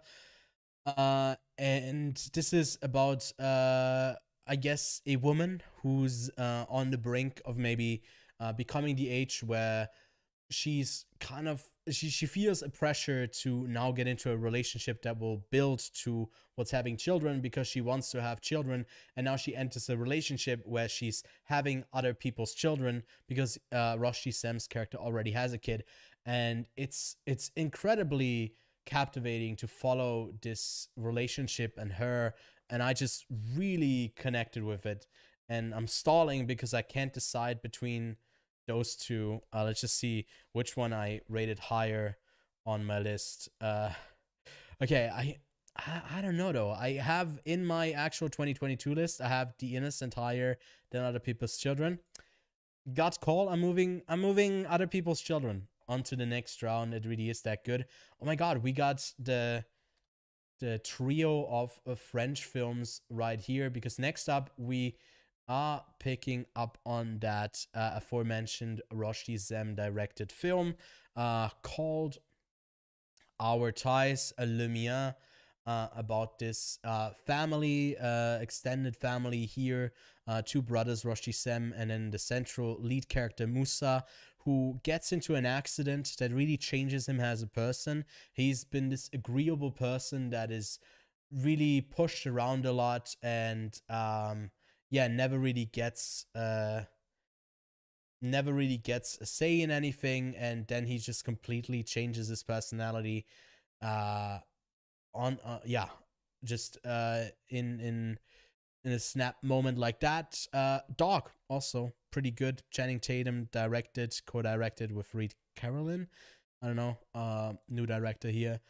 Uh, Pretty solid, pretty engaging overall, but you get what you expect with Our Ties. It has okay. Let's actually do a live check for this, because it does have no. Unfortunately, there's no soundtrack on it yet, because it ends with a song that I really wanted to put into my playlist after I caught it in Venice, and then I just kind of forgot to do it, and now I have no clue what the song is. So that's a bit of a pity. Anyways, this is another tough matchup. The the new Scream film with Jenna Ortega against As They Made Us, a smaller film that is quite solid as well. It's about, I guess, family structures and two kids returning to their dying father. Like, it's that type of story, and they have to confront the past. And it's directed by one of the people who were in The Big Bang Theory. I stopped watching that show a long time ago, but it's her directorial debut. For me, I really am a big fan of slashers though. So I'm going to go with I am going to go with Scream on this. Anyways, next up, oh, it didn't take it. Hello, take Scream, please. Okay. Okay. Oh my god. Hello? Did I lose my internet or what's happening? Okay, now finally. Next up, we got Spielberg against Rian Johnson. What is happening? Why does it kick me out of here? Look, I'm not even doing this a long way. We have a review for The Fablemans. We have a review out for The Glass Onion on the Quiet on Set podcast. Both are quite enjoyable films, but The Fablemans made me cry over and over again. It's a 2.5 hour long movie. It took me 4 hours to watch it because I just had to stop because I was watching it with my family. And then we had these conversations about, like, you know, stuff that has happened to us, stuff that we had to go through. And it's really beautiful that way. And just a lot of homages to, I guess, filmmaking as well. Amazing film. And Glass Onion is entertaining, but nowhere near close to just, I guess, how much I love The Fablemans. Next up, two films that are, I guess, a statement for original cinema in a sense.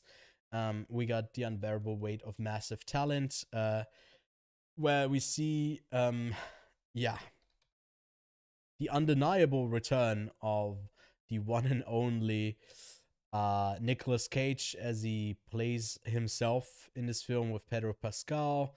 It's a fun movie overall. I don't know. It's one that I could go back and forth and say it's actually really shit or it's actually really good. I feel like what saves it in the most part is just trying to have a good bit of fun, although it like tries to lay out these narrative structures and tries to call them out in a really meta sense that can get quite annoying to me, at least.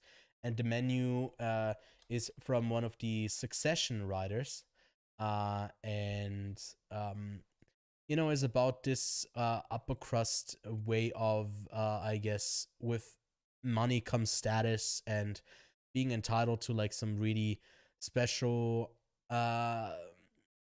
treatment from people of the like service industry.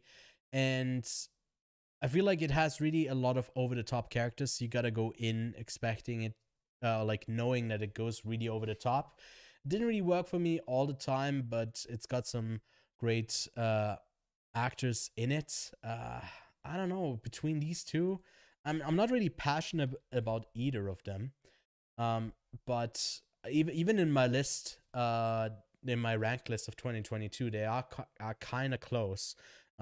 But just on a gut call, I'm going with the menu. Okay, a movie that just came out today, White Noise. I caught this back in Venice as well. I read about 3/4 of the book that it's based on from Don DeLeo. I'm a big Noah Baumbach fan. Marriage Story is one of my favorites of the year. And I can already see this movie is like not really getting the best ratings. And it's gotten some pretty good ratings, I guess, early on from critics. But now it's kind of taking a nosedive, which is exactly what I expected.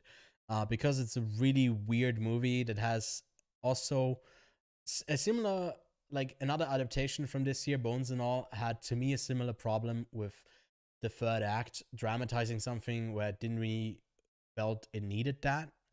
And yeah, I'd still recommend people go check it out, although it's not going to be relevant for the rest of the year when it comes to awards. I just don't really see it picking up anything other than maybe adapted screenplay, like a nomination there. But little shout out to Midwives. There's an interview up on the Spotify feed for this one. This played at Sundance. It is a documentary about Western Myanmar, where these midwives go in to help the people, the Muslim community, to help them with I guess the childbirth stuff, all the midwife stuff. It's interesting, but it's not as interesting as White Noise to me. I don't know. Anyways, Forever Young is another film that played at Cannes that doesn't really have a release date just yet. Now I'm typing it in and Jackass Forever pops up. That's not what I was looking for. But this is about like a bunch of I guess actors, students, and yeah, it's pretty much what you'd expect. It's okay. It's pretty entertaining, but Fire of Love is one of the best documentaries of the year. It's also now on Disney Plus. Everyone can go check that out there. And it's about Katja and Maurice Kraft, who loved each other in volcanoes. And it's really a unique documentary in the sense that it uses a lot of the footage that they have shot to tell the story, and it does that super well. So go check that out if you haven't already. So I'm sticking with Fire of Love. Next up, a little film called Rodeo, a directorial debuted in the Instant Regard section at Cannes. Was okay, All Quiet on the Western Front. I was a huge fan of. I think Rodeo probably isn't getting a huge release. Probably like gonna be a really small drop on VOD at some point. But the epicness of the epic nature of All Quiet on the Western Front is amazing. Next up, another Cannes film, Tori and Lokita, which I think is getting a release quite soon. At least I know that it's playing in Swiss theaters quite soon. Is about these siblings that are in Belgium trying to survive. They're, I think, in an orphanage, and they're being exploited as well. But they try to just get a leg up on the situation. But Bullet Train, Bullet Train, I think, was good fun and solid entertainment. Nothing to, I guess, nitpick too much about it. I'm a big fan of Bryce, Tyree Henry, and a lot of the performances were just quite entertaining. So a good action film of this year. Confess Fletch. I don't know why it doesn't say the full title here. I guess didn't really. I don't know. This has a surprising amount of logs on Letterboxd. I thought this was for sure not going to be as popular, but John Hamm here as this charming, troublesome Fletch. He becomes the murder suspect in a murder case. It's okay. It's quite entertaining. It's a bit messy where I don't really know where the character tries to go, but Guillermo del Toro's Pinocchio is the best animated film of the year, so for sure that's moving on. Next up, Resurrection. I think Funny Pages also, no, that didn't also play at Sundance. I can't remember, but Resurrection was an Sundance film with Aubrey Plaza.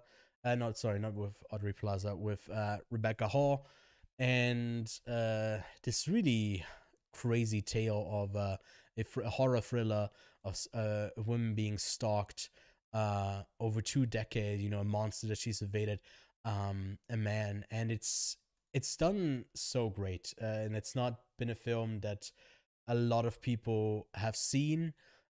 So go check out Resurrections. Funny Pages is also, it's such a weird film. And I didn't always like how dirty it gets in a sense. It's from Owen Klein. Um, it's okay, but Resurrection is going to be the preferred movie for me. Oh, you pick, I see in chat, Turning Red over Guillermo del Toro's Pinocchio. You're going to be disappointed that Turning Red is not turning up on my best of the year 128 even. I don't know if it's in like the mid section or actually in the worst section, but I didn't really like Turning Red, if I'm being honest. Next up, Happening. What's happening again? What is happening, people? Let's check this again. Oh yeah, okay. I was thinking about the French title, Le Vermont. I just watched this, like I finished it just before I went live.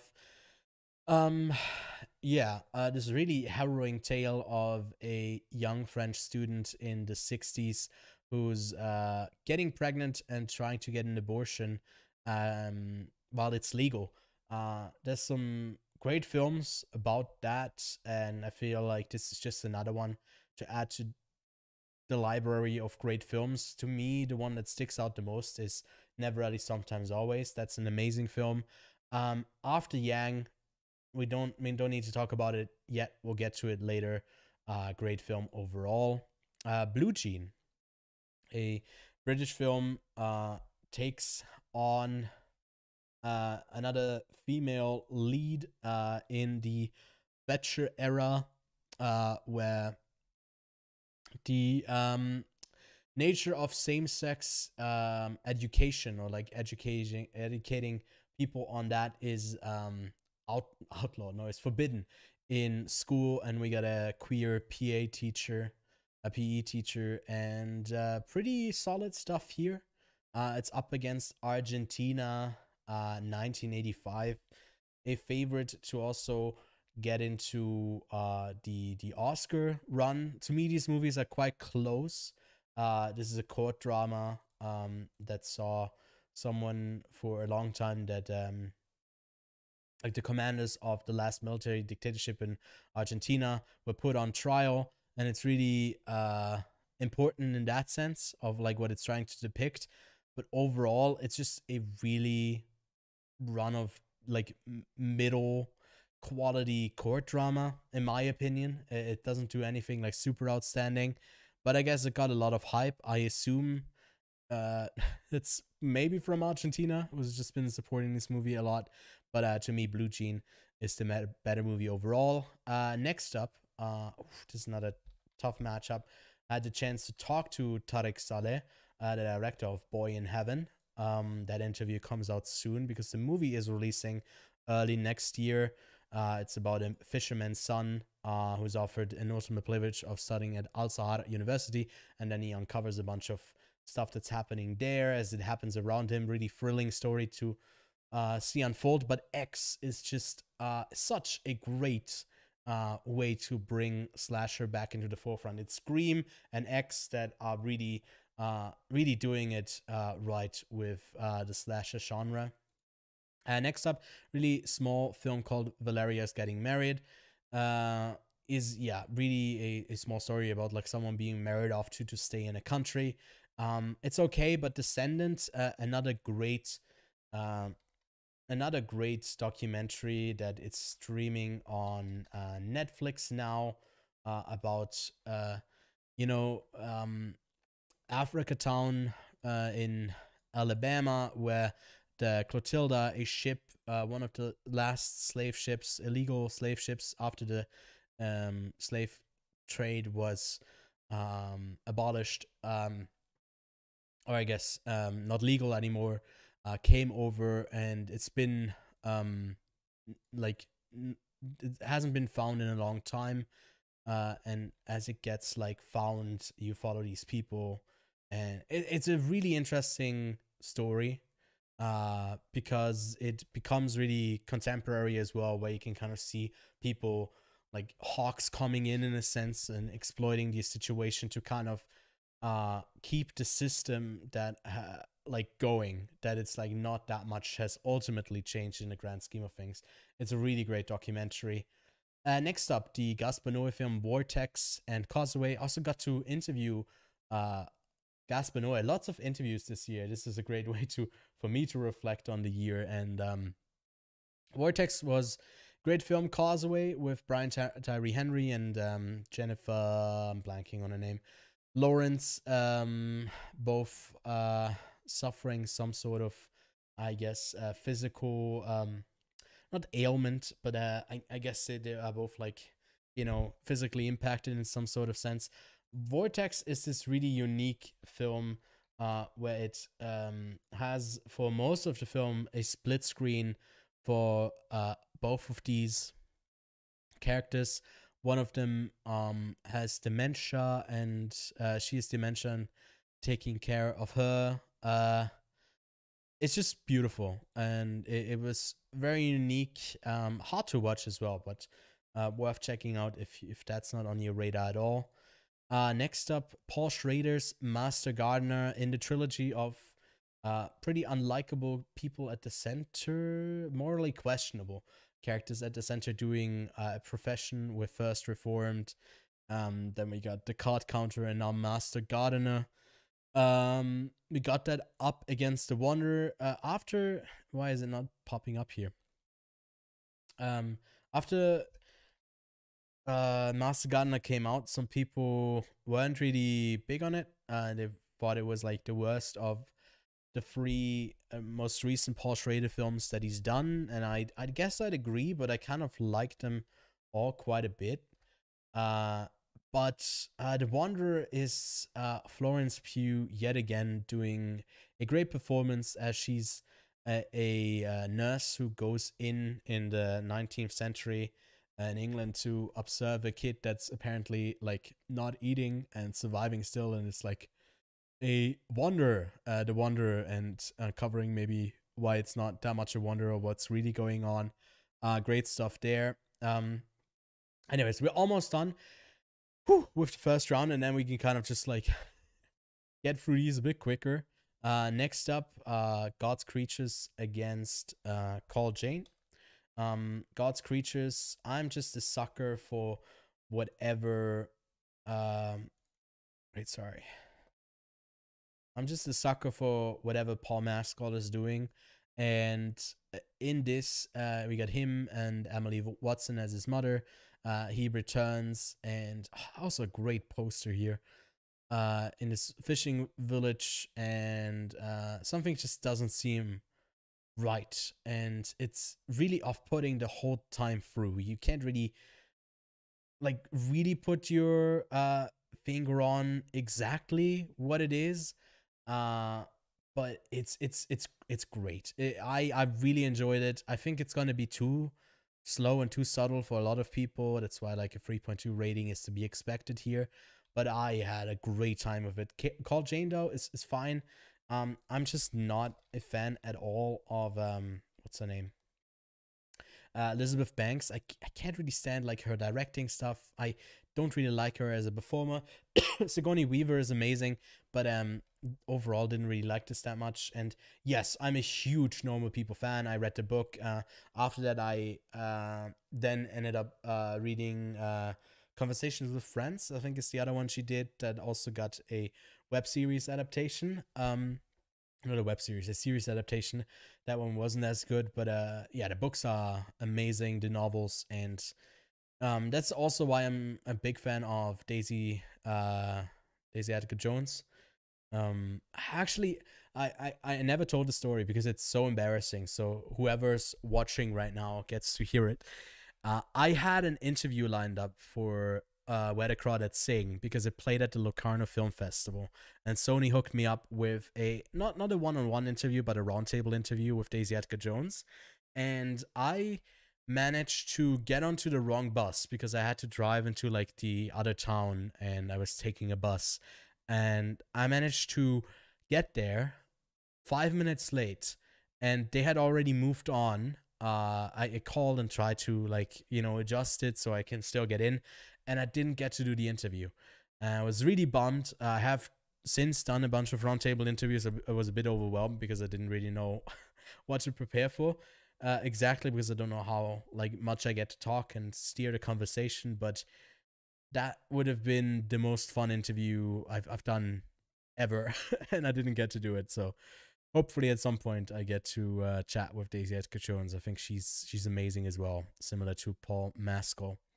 Anyways, last but not least, we got Breaking, which I don't know if this wasn't originally called Breaking. I don't remember the original title that it had. I think it was like 8 something. It will reference something that happens in the film as well. 892, thank you.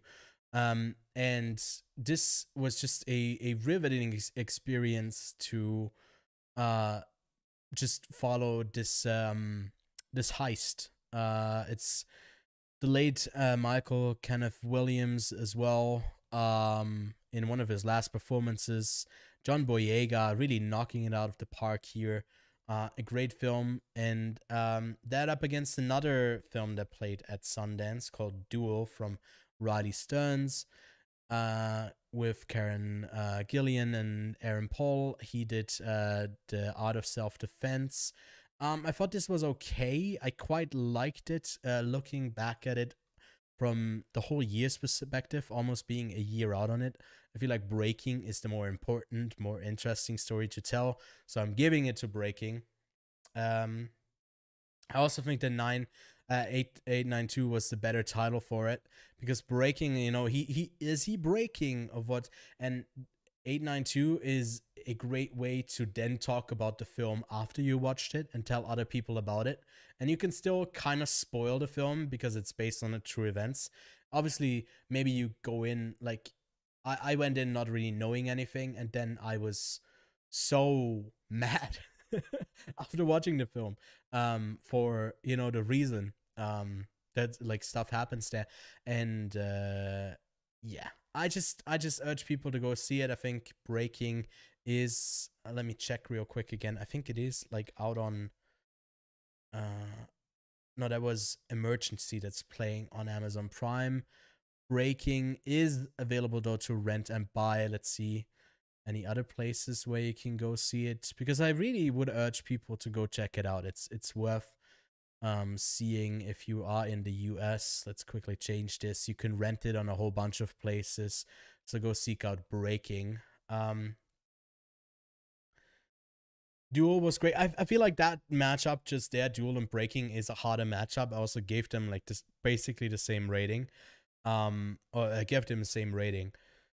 But yeah, it's like the same with the Art of Self-Defense, where people go in hating it because they don't like the tone deaf kind of style of it. But it had some interesting ideas. The opening, I think, in Duel was great. Where was it? Like the wordplay on duel and duel. My English pronunciation isn't helping me, but I hope you know what I mean. One with E and the other one with A. But yeah, some great stuff there. Anyways, I need to take a sip of a beverage, and then we can move on to the second round, which I'll try and do a bit faster. We don't need to introduce each movie again. So this will hopefully go a bit faster. I'm getting tired already. We've been here for 2 hours. I thought I'd be done with the bracket in like 90 minutes. We got so much more to do. But it's been a fun time for that stream, but After Sun is taking it. No challenge there, but go check out that stream if you can on Shudder. The Fallout versus Good Luck to You, Leo Grande. This is a harder matchup for me. The Fallout Good luck to you to Fallout. Oh my god. Jesus. What's the feeling in chat? What would you go with? Because okay, so I'm doing a slight little leak here on my list. But look at this. The Fallout, good luck to you, Leo Grande. They are literally next to each other on my list. Like, how am I supposed to decide between these two? I don't know, man. I really like both of them. I guess I'm going with you, Davish. Going with Fallout. It's one that I revisited as well. That I gave a rewatch, and I liked it even more then. So I guess it's fair that I go with it as well. One Fine Morning versus Cha Cha Real Smooth.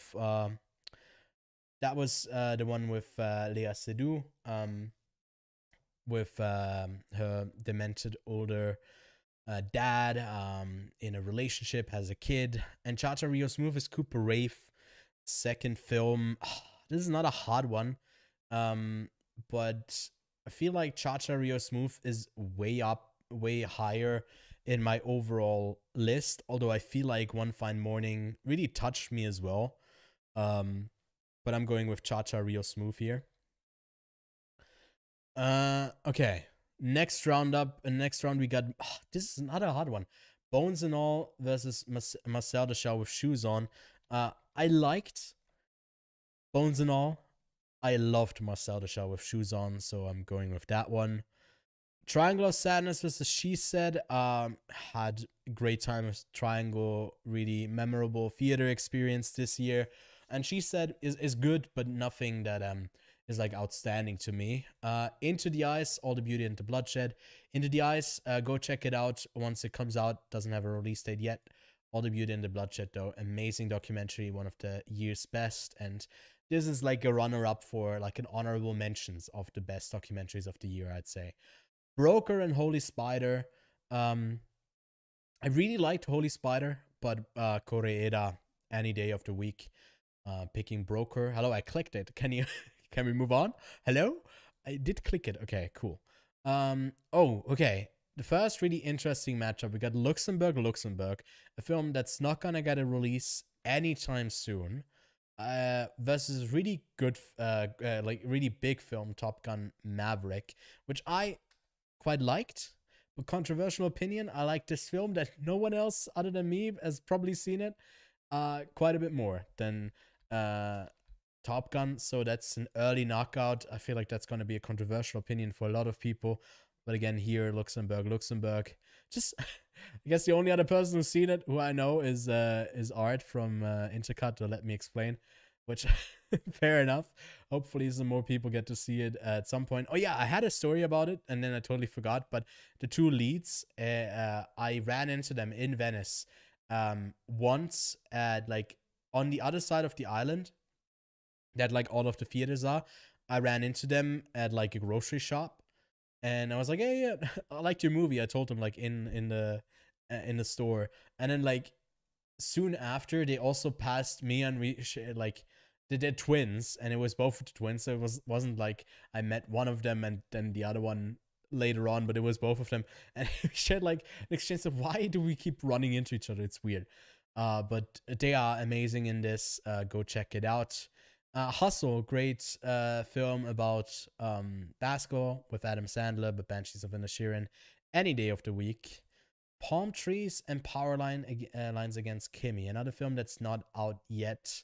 It feels a bit bad to like have them advance so far when you don't get to, I guess, shout out the films that people can actually go see. But to me, Palm Trees and Power Lines, it's just a more interesting film overall, although I did really like Kimmy. Next up, Athena against Decision to Leave. Athena's great, but Decision to Leave is one of the year's best. Both are technically really, really great, though. So both of them. Hello? Why is it not working?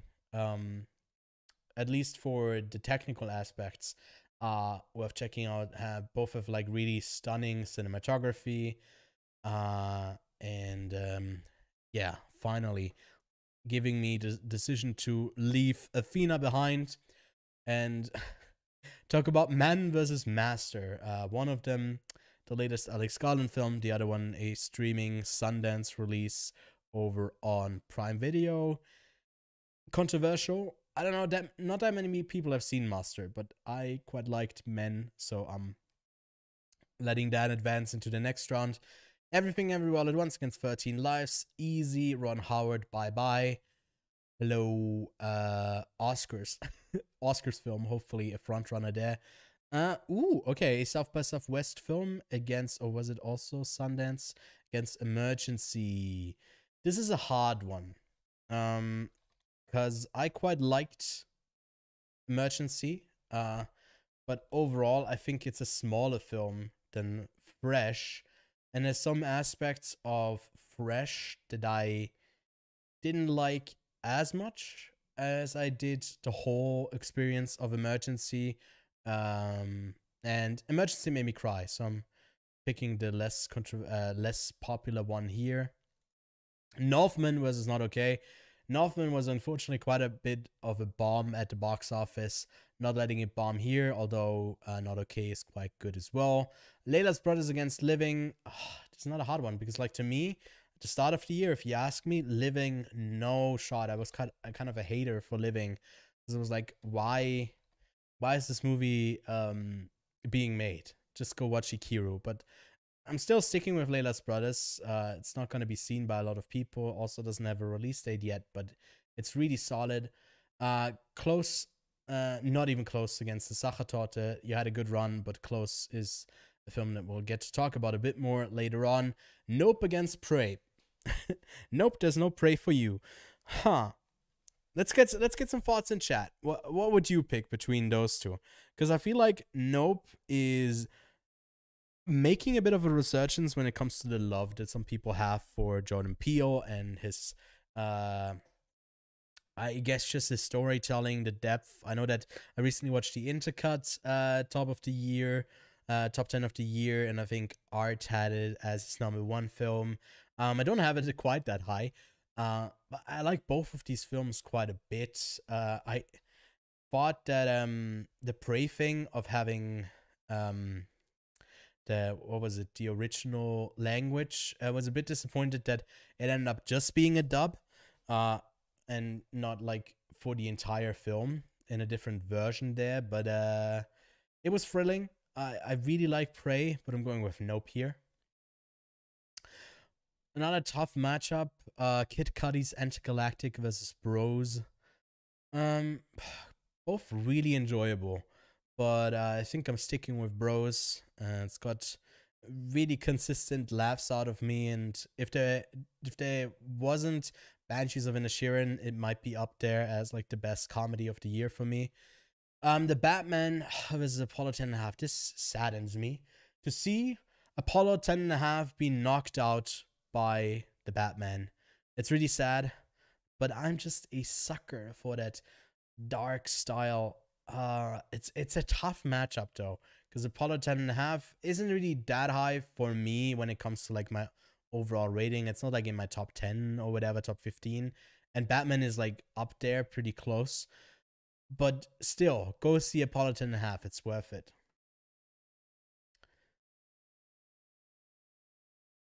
Yeah, I mean, I don't think Nope and Prey are making any sort of play to be the best of the year. I was kind of surprised that it made Art's list, but there's quite a bit there. I feel like it might be a bit too much in Nope, and it was already a problem for me in Us, but I liked Nope more than Us, but I wasn't really a big fan of Us. And I don't know, between Get Out and Nope, which one I like more, but anyways, Tar against Bodies, Bodies, Bodies. I like Among Us. I played like 5 rounds of it, and this feels like it's the tween adaptation of it with a bunch of rich 20-somethings doing just that, but in real life, and venting in a whole sort of different sense. But Tar here is easily my pick. Probably the best film coming out of no, not the best film out of Venice film at the film festival, but overall one of the best there. Um, what Tar loses solely because it appears to take a million years to reach the UK. Well, fair enough. I was about to say like because it fails to reach any sort of satisfying narrative conclusion, but I guess you don't have it out here yet. I might be able to forward you a place where you can go see Tar because it is out on VOD. If you really want to see it, but it was a great theater experience. To me, my experience was I watched Living, and Living kind of crossed over with the screening time about 5 minutes into Tar. And by the time I got to see Tar, the weird opening where like minutes and minutes of credits are just on screen, I came in and it was just like about 2 more minutes of credits and then the movie began. And I was like, oh shit, what did I miss? And I just missed the credits, which I don't need to see to get the point of like, you do that at the start. And yeah, that was quite fortunate for me, the way that I managed to see that film. Anyways, Is That Black Enough for You against Gorsuch? A great documentary. I shouted it out before the list that I made.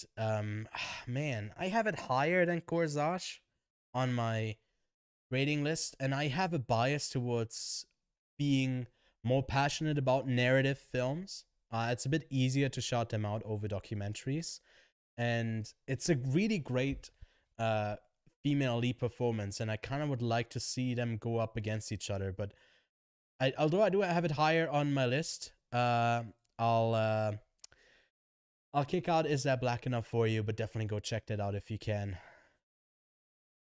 Oh, it's coming out in January. Yeah, I mean, it's also not out for me in...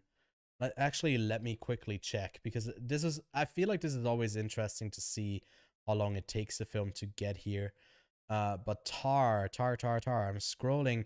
Tar is not getting a Swiss release until the 23rd of February. So yeah, it's gonna take a while here as well.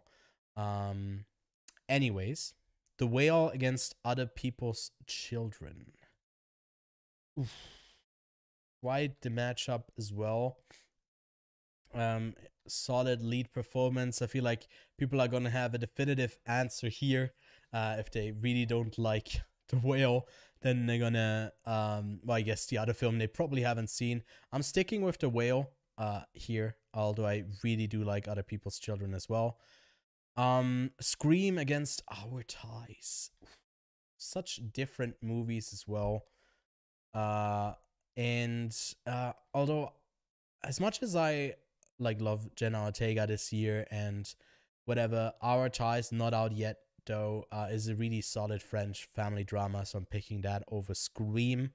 The Fabelmans against The Menu, easy. The Menu is great, but Fabelmans is just breathtaking.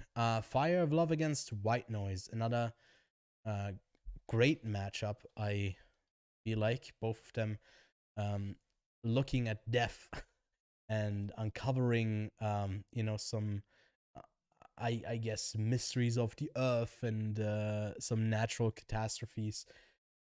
I don't know what I'm saying, but White Noise against Fire of Love. I feel like other people appreciate Fire of Love a bit more than I do, although I do think it's one of the best documentaries of the year. I'm sticking with White Noise over this, and yeah, it takes a ridiculously long time to see like the films that are nominated for Oscars. Like I think I mentioned at the start of this, but I can just pull it up again. Because of you, I never...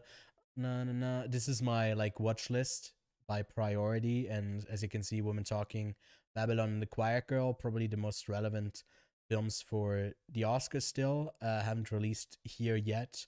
I don't know about Women Talking doesn't even have a release date, I think, and Babylon is like January or February. And then maybe EO. But I'll be catching up with those, so I'll add a couple more films onto the 2022 list.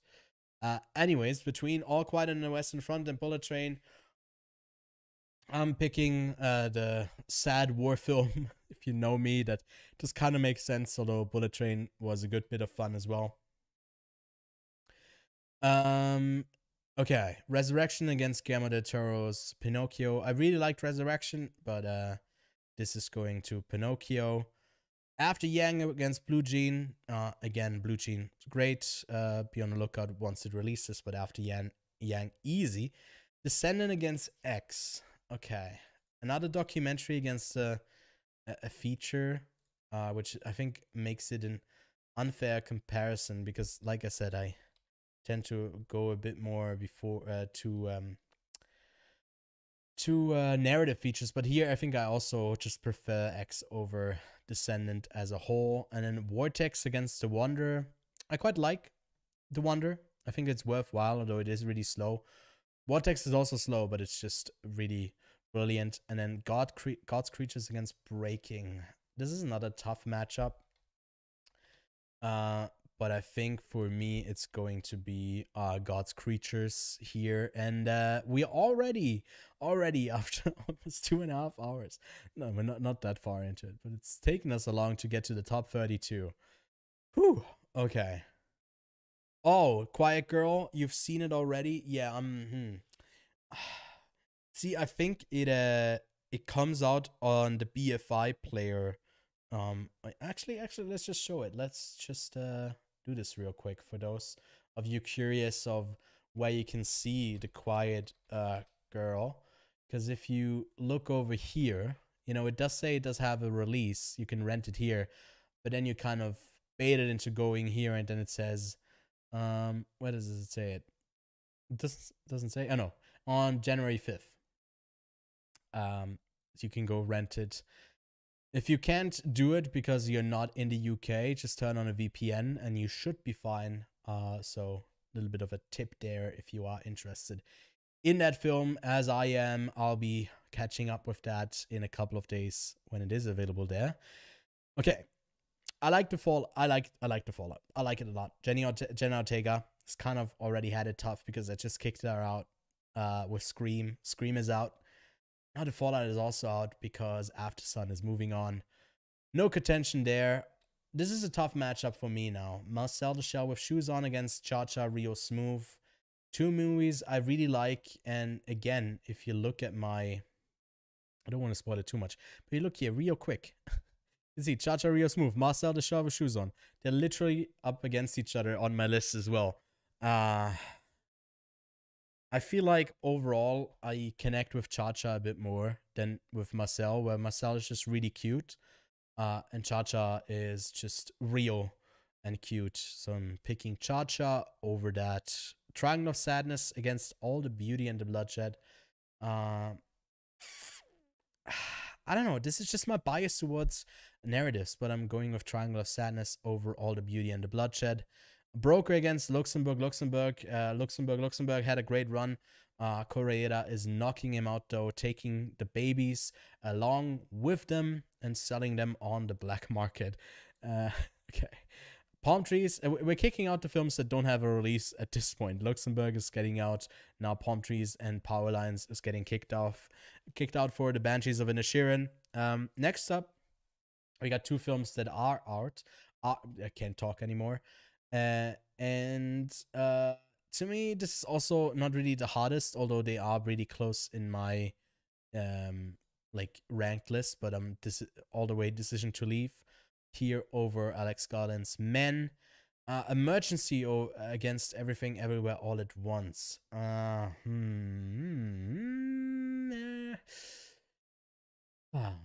mean, it's easy, but I don't want to knock out Emergency. It's that type of thing. But go check it out. That's streaming on Prime Video if you haven't. This might be the toughest matchup we've had so far. We got Layla's Brothers against the Northmen. I really like Layla's Brothers. It's not, again, another film that's not out. Both of them sort of underperformed, in my opinion, of what they should have done. Getting more like critical acclaim as well as just like overall acclaim for more people to see it. I love the Northman. Robert Eggers has not missed so far for me. So I'm picking that. Nope, against Close. We got the two one-syllable movies in here. I'm going with the Belgian pick. Nope. Close. Sorry. Wrong there. I'm sorry, Jordan Peele, that I baited you into moving into the Sweet 16. You're not. It's fine, though. Anyways, moving on. It was close. I didn't want to make that fun. It made me cringe inside, but we'll talk a bit more about close because it's moving on. It's moving on further up.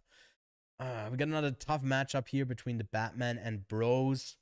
I don't know. By my rating, I do have Bros higher than the Batman, but if I'm looking back at the year, I feel like I'm overcompensating for Bros because it didn't really perform that well. And I would have just loved to see it do better. It's really funny, and the Batman is just completely different tonally. Man, although I have Bros higher in my overall 2022 list, if I have to choose between the two of them, I'd stick with the Batman. Yikes. I guess I'm not an ally. Not an ally anymore because Bros didn't win my 2022 list.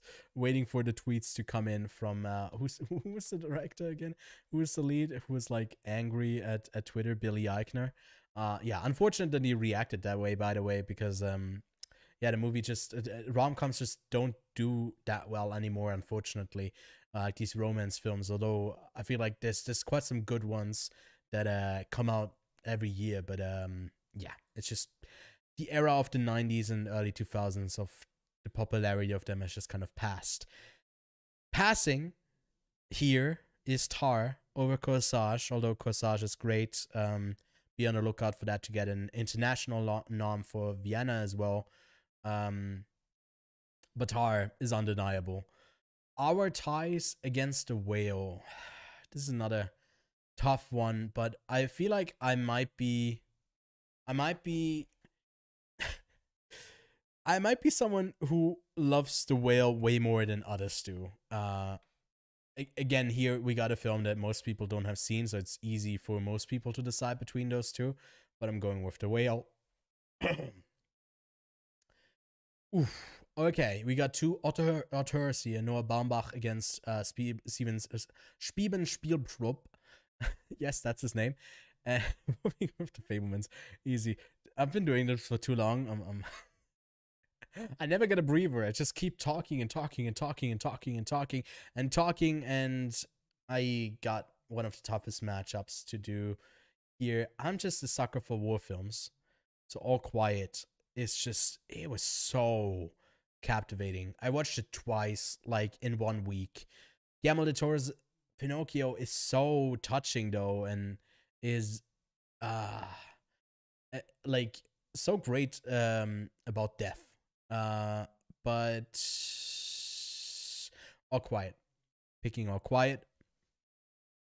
After Yang against X, I'm sorry to kick out pretty much all of the horror picks that I had left in the bracket. Unfortunately, this is also the end of the road finally, really, for Jenna Ortega. I don't think she's in a sole other film left. I kicked her out in Scream the round before. I kicked her out of the Fallout, and now I'm choosing After Yang over X. I'm just noticing that, you know, people are talking about who's had the best year for actors, and it's Jenna Ortega, and then Colin Farrell. And I'm literally picking him over her. I also picked the Batman, and I don't know if there's another film with him that's in here. Yeah, The Banshees of Inisherin. So, unfortunately, I guess she's out of the race here. So, hats off to Jenna Ortega, and looking forward to what she does in 2023. Last but definitely not least, we got God's Creatures against Vortex. I feel like Vortex is one that a lot of people are sleeping on and haven't seen. Although it's Paul Mescal's year, and I'm putting him up against Colin Farrell in the next round. So God's Creatures goes up against After Yang in the next round, which actually, let's just waste no more time and do that matchup. I love Paul Mescal. in God's Creatures as well. He has a bit of a smaller role in here. Colin Farrell is amazing in After Yang. I'm holding it off here because at the end of the day, I feel like this might be a matchup between these two performers, but just not in this film. Just not these films that are going up against each other. But here, once it loads, finally, I can tell you, then I'm picking in this matchup After Yang over God's Creatures. We only got 16 movies left. Cooper Raiff against Paul Mescal, Charlotte Wells' directorial debut. Beautiful, fucking amazing. After Sun is moving on into the final 8 quarterfinal. Broker against Triangle of Sadness. To me, these movies are also just interchangeable in my ranked list. So I don't know. I feel like Broker is the better movie overall, though. Although I did really have a great time with Triangle of Sadness. The ending of Broker left me a bit confused, I gotta say. Because like I recently talked about someone because it is playing at theaters, and then I think my brother watched it and he was talking to me about it, and I was like, hold on, I forgot the whole thing that happens there. It was a bit confusing, so I definitely need to revisit as well. I haven't seen Triangle as well since both of them since Gun. But yeah, two great films here. I feel like any of these, goes without saying, is really worth checking out. But another tough matchup. We got a really simple, technical movie that does amazing performances. I'm talking myself into a corner where I'm like picking Decision to Leave over the Banshees of Inisherin because I'm saying Decision to Leave has great performances and all of the technical mastery, and the Banshees of Inisherin is just really good at the performances and keeps it simple with the technical stuff. But the screenplay is also amazing on both fronts. I don't know. I think I'm picking Banshees of Inisherin, but go check out Decision to Leave. The Northman against Everything Everywhere All at Once. To some people, this might be one of the easiest matchups. To me, it's not that easy. It's not that easy because I don't want to part ways with Robert Eggers just yet. But I have to, because Everything Everywhere All at Once might be the single most memorable collective theater experience I've had in a long time. Where, because it didn't release in Switzerland, I had to travel into a different country, and, well, it was bordering my country. It's not that far away. I just went to Germany. I'm over-dramatizing it. And then trains didn't come, and I had to walk back to my country, again, the dramatization, and made it a really memorable night overall, where we had a chance, because I did go see it, not by myself, but with someone else, and we had time, more than enough time, to talk about the film for like an hour as we walked back. And yeah, man, just a great film, and hopefully it will take home a bunch of awards. Yeah, I see you disagree with me on the Northman. I'm really close to picking the Northman over Everything Everywhere at Once, and now that you mention it, I want to go back and change it. So don't do that. Don't. Because like I feel like they are, to me, of equal quality. They're so great. There's a bunch of films that maybe stand out amongst them all, and I'm not like leaking just yet which of those they are. We'll get to it shortly. But yeah, man, there's a lot of there's 10 films that are undeniable great films of 2022. It's been leagues ahead of 2020 and 2021. We've had a really amazing year for film, and it looks like it's going to be a great year next year as well. So really a great time to be into films. But another controversial pick here, Close against the Batman. I'm not the biggest fan of, I guess, superhero adaptations. I also wouldn't say that I just like them to be like really dark and gritty and just like emo. But it works really well in the Batman. But Close is similar that way, where it just makes me cry. I think I've never had in my life before such a visceral experience with a film where I was just crying, crying, crying, and crying over and over again while I saw this film. I think like 10 times. And I came out like I watched it at a convention, and in Locarno that they do for like theaters, where programmers of theaters get to see films early as you program them. Because I missed it in Cannes, unfortunately, at the premiere, and I was so pissed that I didn't see it, and was so pleased when I saw it pop up there. And I have like a mentor, I'd say, in the film sphere that I work in, and he watched the film with me, but we were on totally opposite sides of the theater. And once the movie was done, I walked up, did like a really fast walk towards him, and said, because we had a conversation before, like about films don't really feel like they have something to say. They aren't really art. They're more like an entertainment value and less art. And I went over to him and said, like, see, that's fucking art. And I walked off. I had my like snap-on walk-off moment, and we talked about it for hours. So Close, although the Batman is amazing, Close is just might be it was earlier in the year my favorite film of the year. I'm already leaking that here. But it's got a tough matchup against Tar. It's the end of it for Whale, but Tar is just is her. It's not him, it's her. Anyways, All Quiet on the Western Front against the Fabelmans. I love my war films. I love my director doing a Western war film, though, a bit more, so I'm picking the Fabelmans. So we got our final 8. After Sun, Broker, The Banshees of Inisherin, Everything Everywhere All at Once, Close, Tar, The Fabelmans, and After Yang. Let's actually see how far I'm off on my actual list that I have here. No, this is 1-1. My top 8 on Letterboxd as well. So I'm quite proud of myself that I stuck to what I would say in list form is my favorite of the year. After Sun against Broker. I'm a huge fan of Koreeda, but After Sun is just so undeniable. I'll see you in the final. Just saying that here already. Hold on, can I select it? All right, here we go. Next up, we got The Banshees of Inisherin against Everything Everywhere All at Once.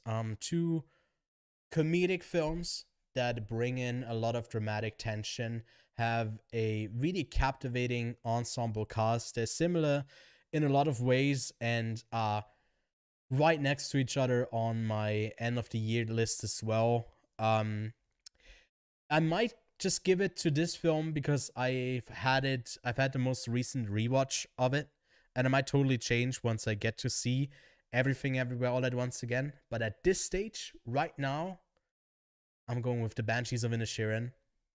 It goes up against After Sun in the semifinal. Okay, interesting. So we do have the matchup that I teased before between Paul Mescal and Colin Farrell. I thought actually that would be in the final, but I guess it isn't. Instead, we got Tar against Close. Okay, so I'm someone who has Tar a bit lower on my overall top 10 list. But the more I think about it, I actually enjoy people talking about it a bit more than I did with my actual experience of the film. I also haven't had time to revisit it since I saw it in August. So I don't know. I also haven't seen Close since August. Actually, it's been a bit longer since I've seen Close, but it just left a bigger impression on me. So I'm sticking with Close here. Might be a bit of a controversial pick here for because I've seen a lot of people put Tar at like as their favorite film of the year. Anyways, this is another really tough matchup between After Yang and the Fabelmans. Just let's just take a moment and appreciate these two films. They are breathtaking. Yeah, they're breathtaking in every sort of way. I guess The Fablemans gets to be a bit grander, a bit bigger, and After Yang is just way more subtle. With Colin Farrell being this tea person, having a robot to help in the family that's part of the family, uh, and it's just a beautiful story as well. Both of them made me cry. I feel like that's a common thread for all of the movies that make it into like the top 8 or the top 4. They definitely all made me cry. Um, so I'm going with The Fablemans over the After Yang though, and we have arrived at the final four. Let me know. Let me know, by the way, in the comments or in chat right now, if this is like anywhere close to what your bracket would be looking like at this stage. I'm going. I'm saving After Sun and the Banshees for a second. We are doing Close and The Fablemans first, because again, these are two films that are right next to each other at my on my list here, and it might be again recency bias, because I just watched The Fablemans again. We did a review for it not too long ago on the Quiet on Set podcast. At this stage, I have Close higher rated than The Fablemans, but I'm going with The Fablemans just because it is that movie for me, where it is just so much fun to see and so beautiful. And Close is just like an emotional experience. And yeah, I don't know the longevity of it as an artistic piece, whereas After Sun against the Banshees of Inisherin here, there's one that's going to be remembered longer between those two, and it's going to be After Sun. Banshees of Inisherin might be my favorite Martin McDonagh film. It might be one of the best performances that Colin Farrell has ever given. It might get him the best actor Oscar, although After Sun's Paul Mescal should definitely be in the running as well. But it is just that film. It's that beautiful. It is the movie that I can see in 10 years in on the next Sight and Sound list making the cut as well, moving in there. It's just that beautiful. It's that amazing. I really adore After Sun. So that brings us to the final, After Sun against The Fablemans. Spielberg against a veteran filmmaker, has done 40 films, 50 films at this point, against the first-time filmmaker. And I'm not keeping you on the edge of the seat any longer. It's After Sun. I'm a sucker for After Sun, so that's my best film of the year for 2022. Let me know what yours is in the comments, and how wrong I was to pick some films over another one. You say, yeah, Banshee speaks to a more general audience, but After Sun is special. I feel like with After Sun, it's quite hard to get into it and engage with it, because a lot of the time I rewatched it on Christmas with my family, and I saw in some of I sat in some of the slower moments of After Sun, and just kind of looked over, glanced at my family, and was to kind of get the vibe if they are bored with it. And they were at the start, but once it picked up and the narrative kind of it became a bit more clear that like there's an underlying sadness just kind of in there, but also a sense of discovery, like these really complex feelings that usually filmmakers don't get to capture. It's just not possible. And I don't know, it feels like magic. I don't know how she did it. It probably is a combination of Paul Mescal's brilliance, and then just a really amazing child performance as well. But the same goes for The Fablemans. There's some moments that are a bit bigger, a bit more accessible in the same way. And The Banshees is definitely like an easier film to connect with, because it's basically a simpler style of humor that if it doesn't work for you, then you don't like it. But you know, the repeated bits of the repetition stuff, for example, or just the over the top eyebrow acting is just it's just very funny. It's just very entertaining. But yeah, we're not done yet. We are not done yet. Wait, you had to walk out of my after sun. She wanted to leave. Ooh, that's sad. That's really sad. I feel really sorry for you. But again, that movie is also out on VOD. If you really wanted to see it. Oh no, you have seen After Sun now. I guess you did manage to see it on VOD at this point. But yeah, just a beautiful movie overall. Whew. Okay, it's been almost 3 hours. We definitely have to get through some of these other ones a bit quicker. Because oh my god. Okay, let's just take a quick breather. Let's play something. No, we are sticking with the high energy with Winter's Vivaldi, because next up we are going over the most mid films of 2022. It's not about the worst films or like the Gen Z type of, I guess, slang that you would say for mid, as in the worst. But no, we're actually trying to figure out what was just the most mediocre film of 2022. We got 64 picks here, and let's just get straight into it. Yeah. Okay. We got Hunt, Wendell, and Wild. Just giving you a quick overview of the films that are in contention here. Lots of festival films here.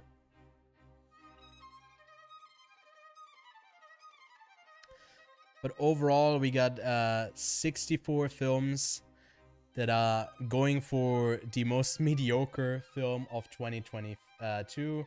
A title they've all aspired since they were, I don't know, conceived as a film. I know that a lot of filmmakers are really honored by me mentioning them on the show, although it's the first time that I'm ever doing it. It's that infamous that people already know.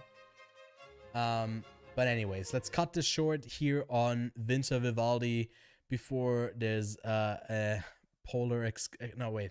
Sorry, I don't have a tie over. Why do I always need to have a tie over? It's a curse to be podcasting this much. Okay. Hunt. Hunt comes from the Squid Game actor Lee Jong-jae. It's his directorial debut. It premiered at Cannes. We also got Henry Selick over here with his new film Wendell and Wild. He's done Coraline, and he did The Nightmare Before Christmas.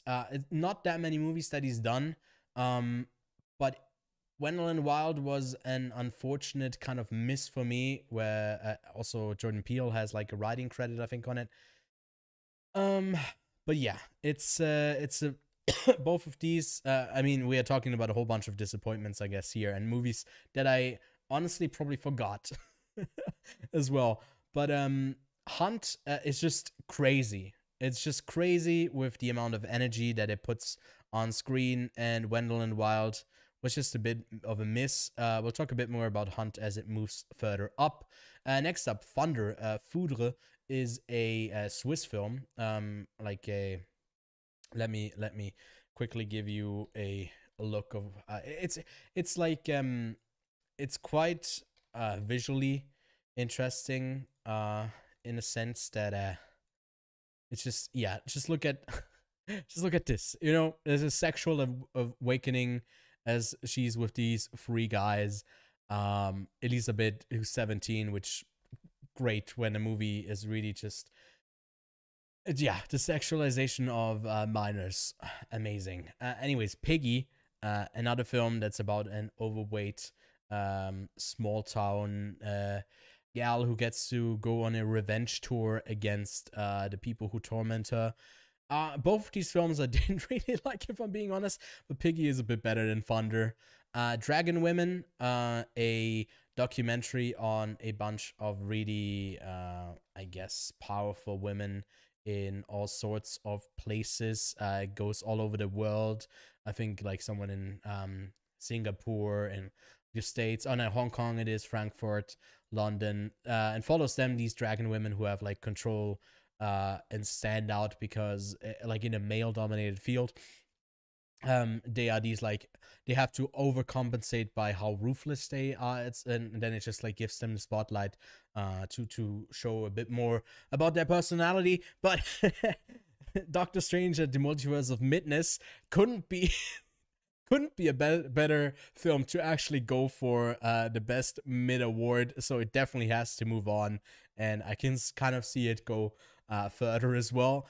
Honk for Jesus, Save Your Soul, and The Bad Guys, two films that I think don't really deserve to be in here. They could definitely be on the outer skirts of the best of the year list as well. So it's a bit harder to, I guess, figure out, okay, which one of them is more mid. I don't know, to be honest. I feel like The Bad Guys had some great animation. Honk for Jesus, Save Your Soul was a bit more outstanding. So it's not just like the most mediocre pick because it did try to do some things. So I'm going with The Bad Guys because it's a bit less unique.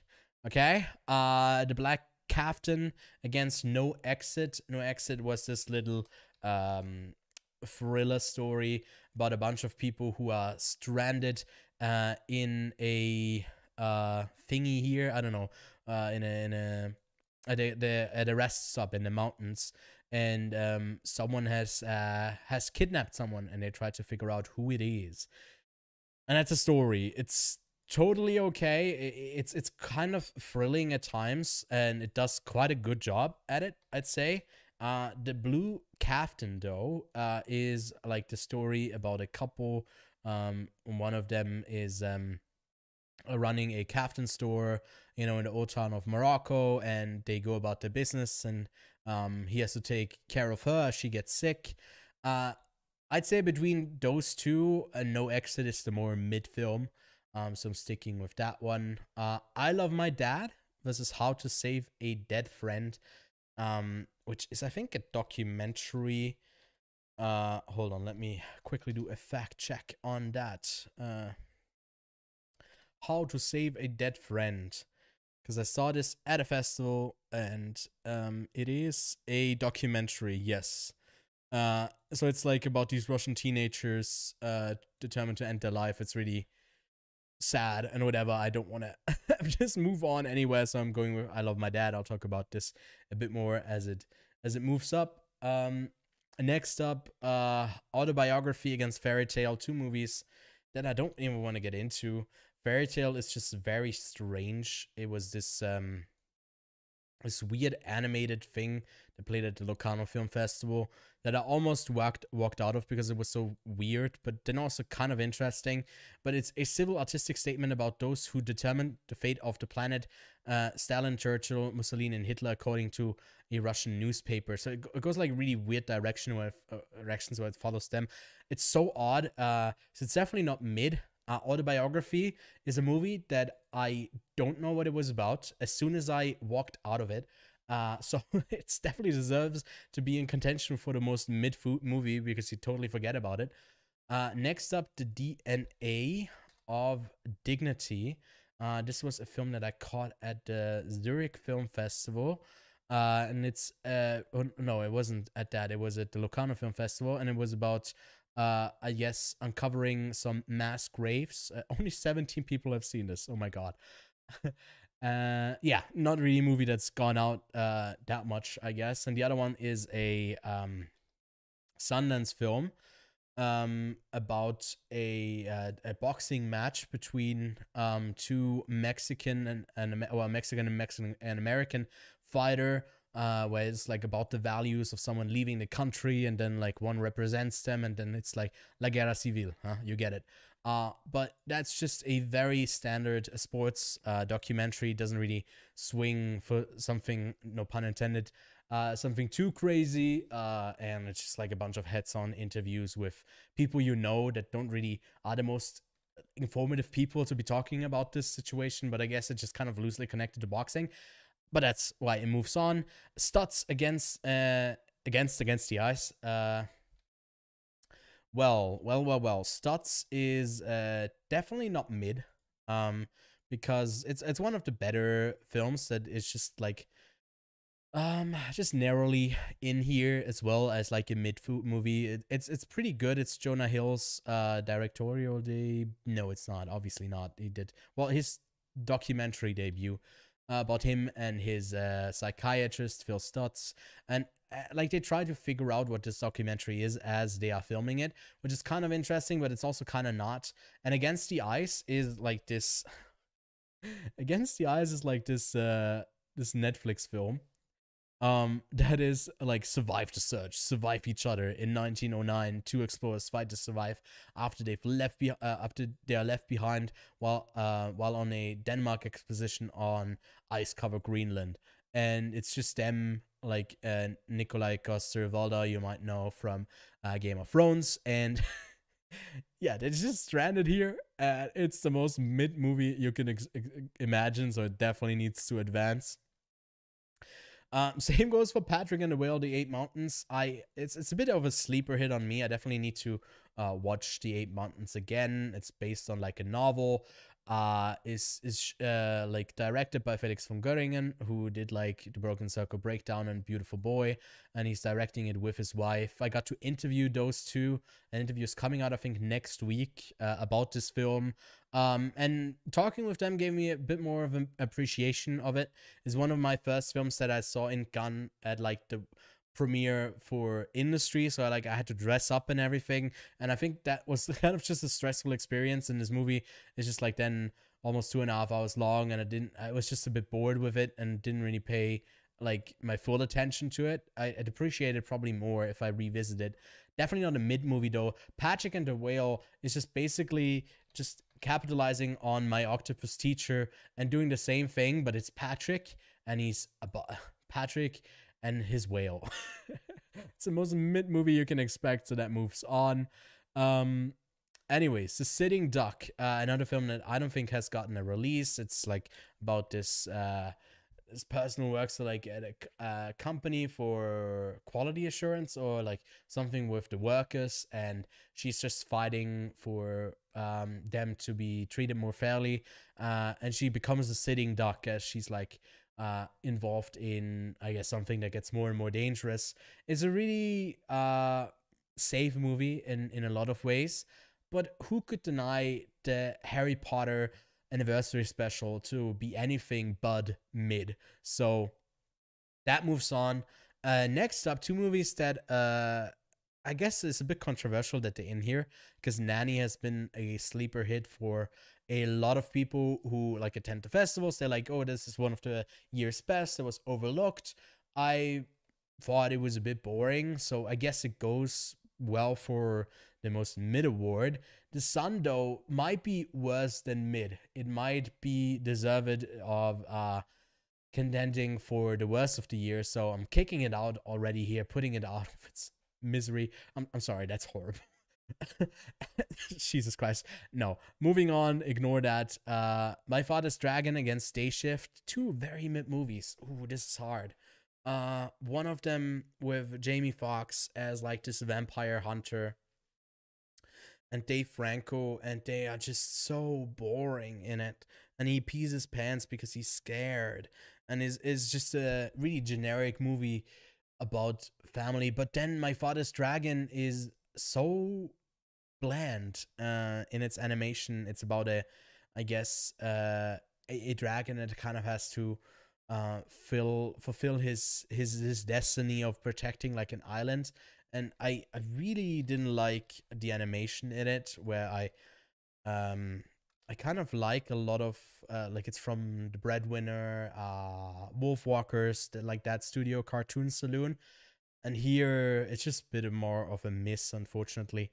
So My Father's Dragon is a bit more mid than Day Shift, but just barely.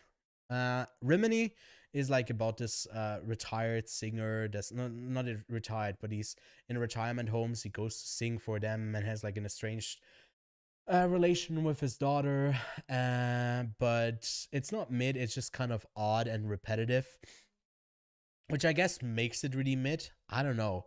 And War Pony is really cute, telling the story of a bunch of native, like in a Native American town, and it just, I don't know. Both of them are quite repetitive as he's like going through countless, um, countless interactions that he has with various different female people in his the women in his life. But I'm sticking with Rimini. They're so boring. I don't even want to talk about them. Honor Society against the downfall of Boeing sucks. Honor Society moves on.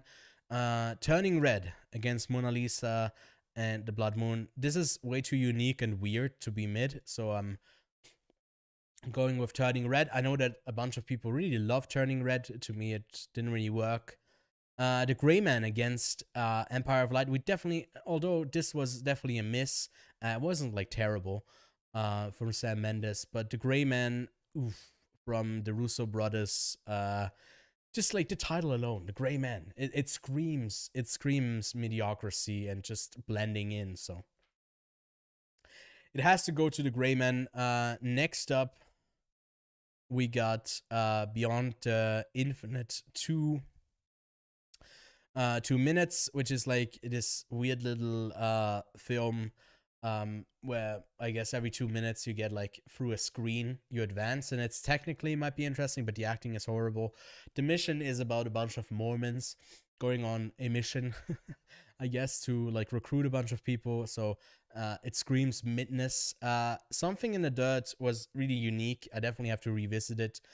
Metronome though is like this pretty standard story of like coming of age in a place where you just kind of suppressed in Bucharest, and one night of freedom while partying, the friends decide to send a letter, the music program, so like the police gets involved, and so it gets really dramatic.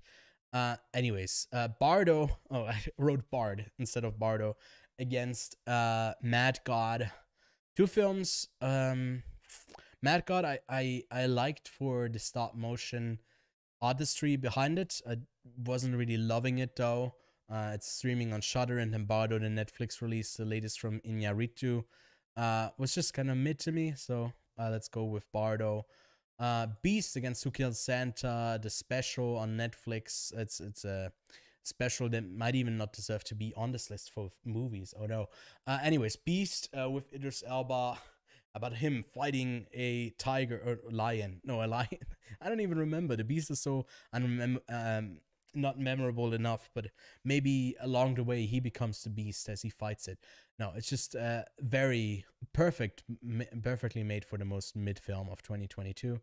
Girl Gang against the Sea Beast. Let's stick with the more popular one, also streaming on Netflix with Carl Urban.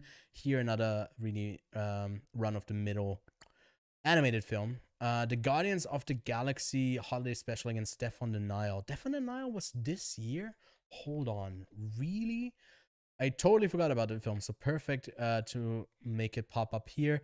Claire against Operation Mincemeat. Claire is an Italian film. No one will know about this, but Operation Mincemeat, it's about Operation Mincemeat, I guess. I don't know. It's just really forgettable. Who we got in the cast? Colin Firth, yeah. And I guess Matthew McFadden, and dude, it's just really boring. Strange World against Devotion. I just watched Devotion not too long ago, and it was okay. It was okay, but Strange World is also very mid. So what do we do here? Let's go with Strange World.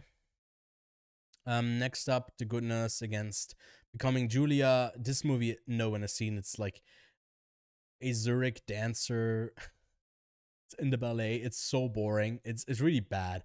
And The Good Nurse is just like your standard adaptation with who's in it?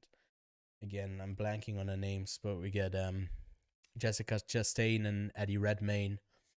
They rhyme. Cool.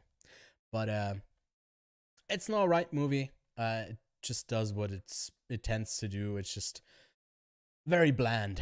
Semret against Eismeyer. We got two German films here. One of them Swiss. The Banshees, yeah, no, we just did. You have to scroll back, Matt, to see where Banshees land up. We're currently doing the most mid films of 2022. I already did the best films of 2022, and I got bad news for you, though. So keep watching, though, because I love Banshees. Anyways, Eismeyer is like this. Both of these are like, I think, Rio stories, if I'm not mistaken. But this is about like the Vice Lieutenant Eismeyer, who is like the most feared trainer, model macho of Austrian military, blah blah blah, and he's gay. That's the drama that he has in there, because like there's another openly gay soldier that comes in that kind of gets him out of his comfort zone. It's quite a decent film. Out of the category at the Zurich Film Festival, where it was like they got a focus section, which is Swiss, Austrian, and German. Other than Sachertorte, which we talked about in the best of the year, this was probably the runner-up in that category out of the 10 films that were premiering there. And then Semret is just very run-of-the-middle, dramatizing single mom, works in Zurich at a hospital, and is trying to make her through, like, I don't know, get ahead and just like survive. So it's very run of the middle. So it's moving on. R&M was I don't know. I didn't really connect with it. I know some people liked it way more than I did, but Lightyear is just made for the mid award. Elvis, which I spelled wrong here, against the Selena Gomez doc. It's hard because, well, Elvis, Baz Luhrmann's Elvis, I guess, is not really made for. It's probably the most mid Baz Luhrmann film, but it's not a mid film. It's just too much on screen. You can't do it. And so I've got to kick, and hopefully don't kick because she got lupus, Selena Gomez, because her film is very safe and it's quite bland, and at times it doesn't really have a reason for existing until it gets back on track. It's a bit boring overall, so I'm picking that one. Then Speak No Evil versus The Visitors. The Visitors also reads like a horror film, but I don't know what it is. Let's find out together when I forgot about this film. Oh yeah, this is a Norwegian town, right? And then this is this town that's like totally cut off and kind of self-sufficient, I think, in a lot of ways.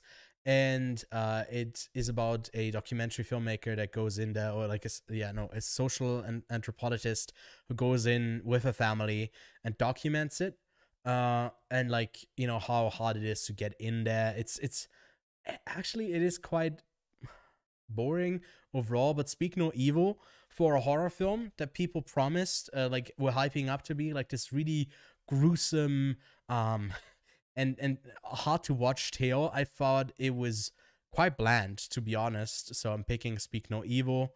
Moon Age Daydream against NHL 69. This was a small film that played at Venice.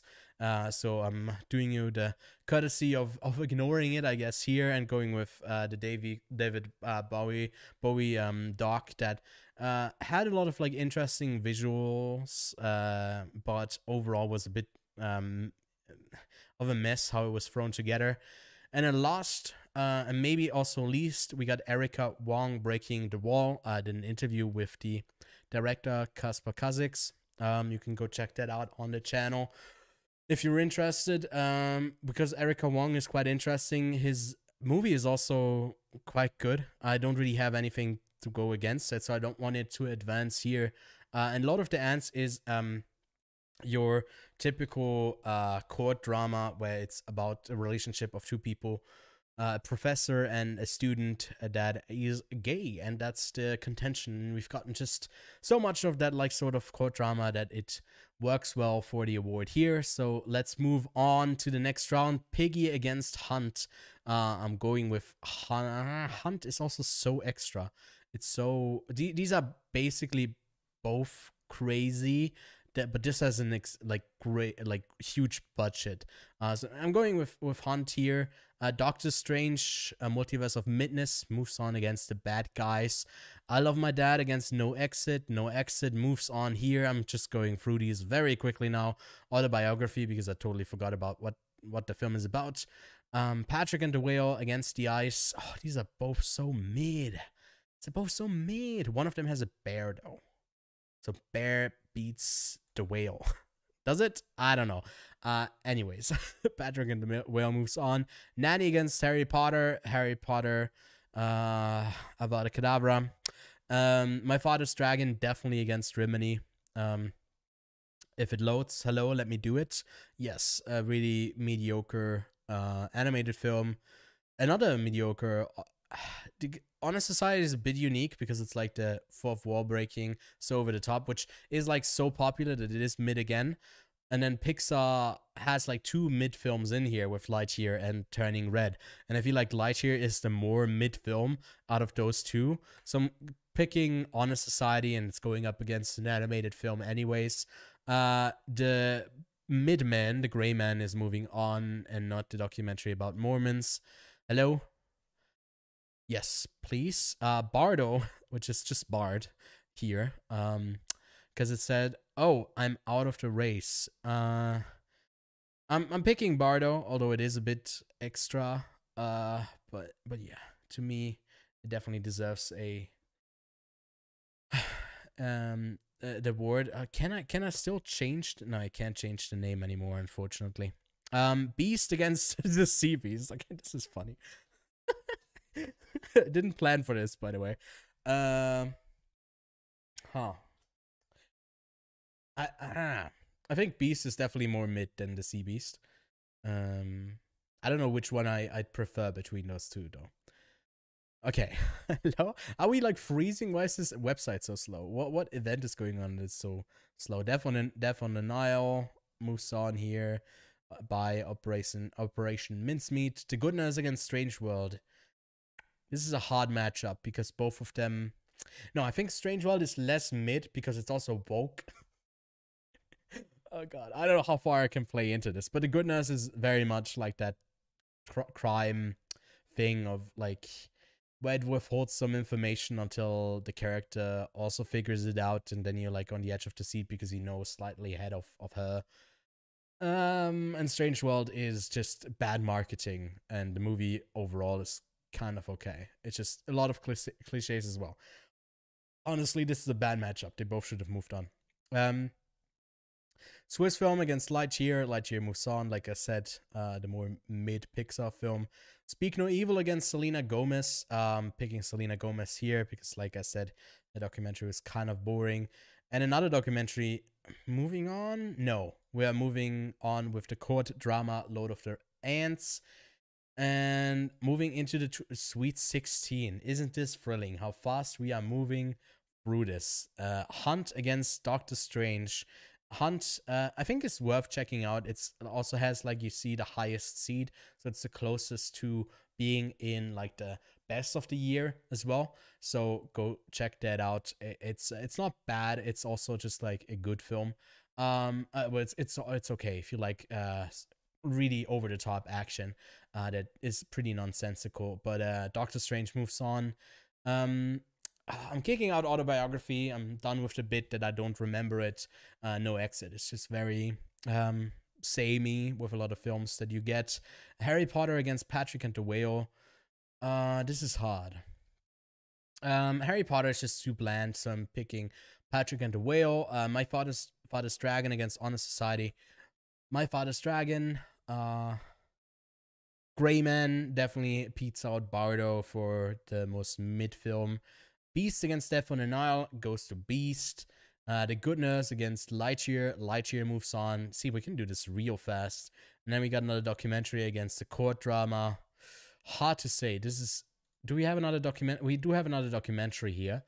That's like My Octopus Teacher imitation. And then we got so many of these like music docs that don't really need to exist, but are kind of interesting, I guess, loosely, because you see the damage that is done to people who are in the limelight for too long. But let's kick it. No, actually, can I change this? No. Okay, I cannot. Not acceptable. Both of them could move on. Anyways, we do have a third place match in this. I don't know why. We just do. Don't question it. Doctor Strange. Definitely beats it out here. You can see it's probably going to win. Patrick and the Whale. I feel like My Father's Dragon deserves that spot a bit more for being mid. And then Beast against the Gray Man. This might be the toughest matchup we've had in this bracket so far. Which is more mid, Beast or Gray Man? Let me. I need a minute to think that over though. You got Idris Elba fighting a big old beast, and then we got the Gray Man. He's not even gray. Like, make him have gray hair or something like that. Why is he the Gray Man? Because he operates in the gray, in between the light and the dark. What's happening? It's gotta be the Gray Man. I see the support, Wally. Yes, thank you. It has to be the Gray Man. I can already see the final. Let's just get to it. Lightyear, also really bland, bad marketing. We got 2 animated films, and dude, Doctor Strange kicks out My Father's Dragon. Still is like a I don't know, a worthwhile family film for like kids, I guess, but I can't recommend it full-heartedly. And then Doctor Strange is also okay, but Lightyear was quite mid, but I'd have to see this.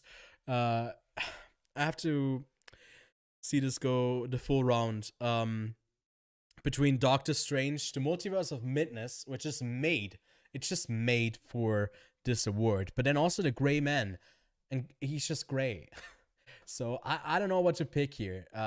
If you guys have suggestions, let me know. Because I'm struggling. I mean, just for the title's sake, I guess Doctor Strange makes more sense. But then, I don't know. Which one is more mid? I mean, which one is getting another sequel? Because, like, Gray Man might be another sequel. It's hard. Doctor Strange, you are right, Wally, has some interesting moments where it like has some you can clap, cool, something cool has happened on screen. And the Gray Man is just like, through it all, it's just very bland. So I agree with you. The Gray Man deserves to be called the most mid film of 2022. And we do have a bit of a matchup for the 2 animated films, which will take the 3rd place, the Bronze of Midness.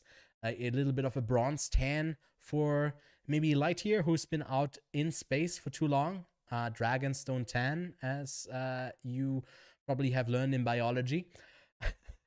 And so I'm picking Lightyear as number 3. So that's it for our most mid bracket. Last but not least,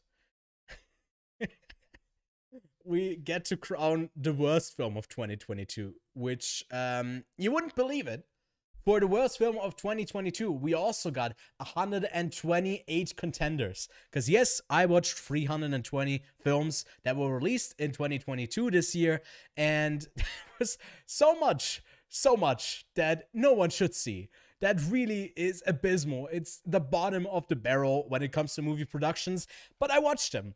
And now you have to go along with me as I try to figure out which of them was the worst. So, let's kick it off. Let's get right into it. First up, we got Hellraiser. The Hellraiser remake against Tall Girl. Easy. Tall Girl makes this any day of the week. A horrible sequel that no one asked for. Move on. Let's move on to Paws of Fury against Ticket of Paradise. I feel both of those films aren't like horrific.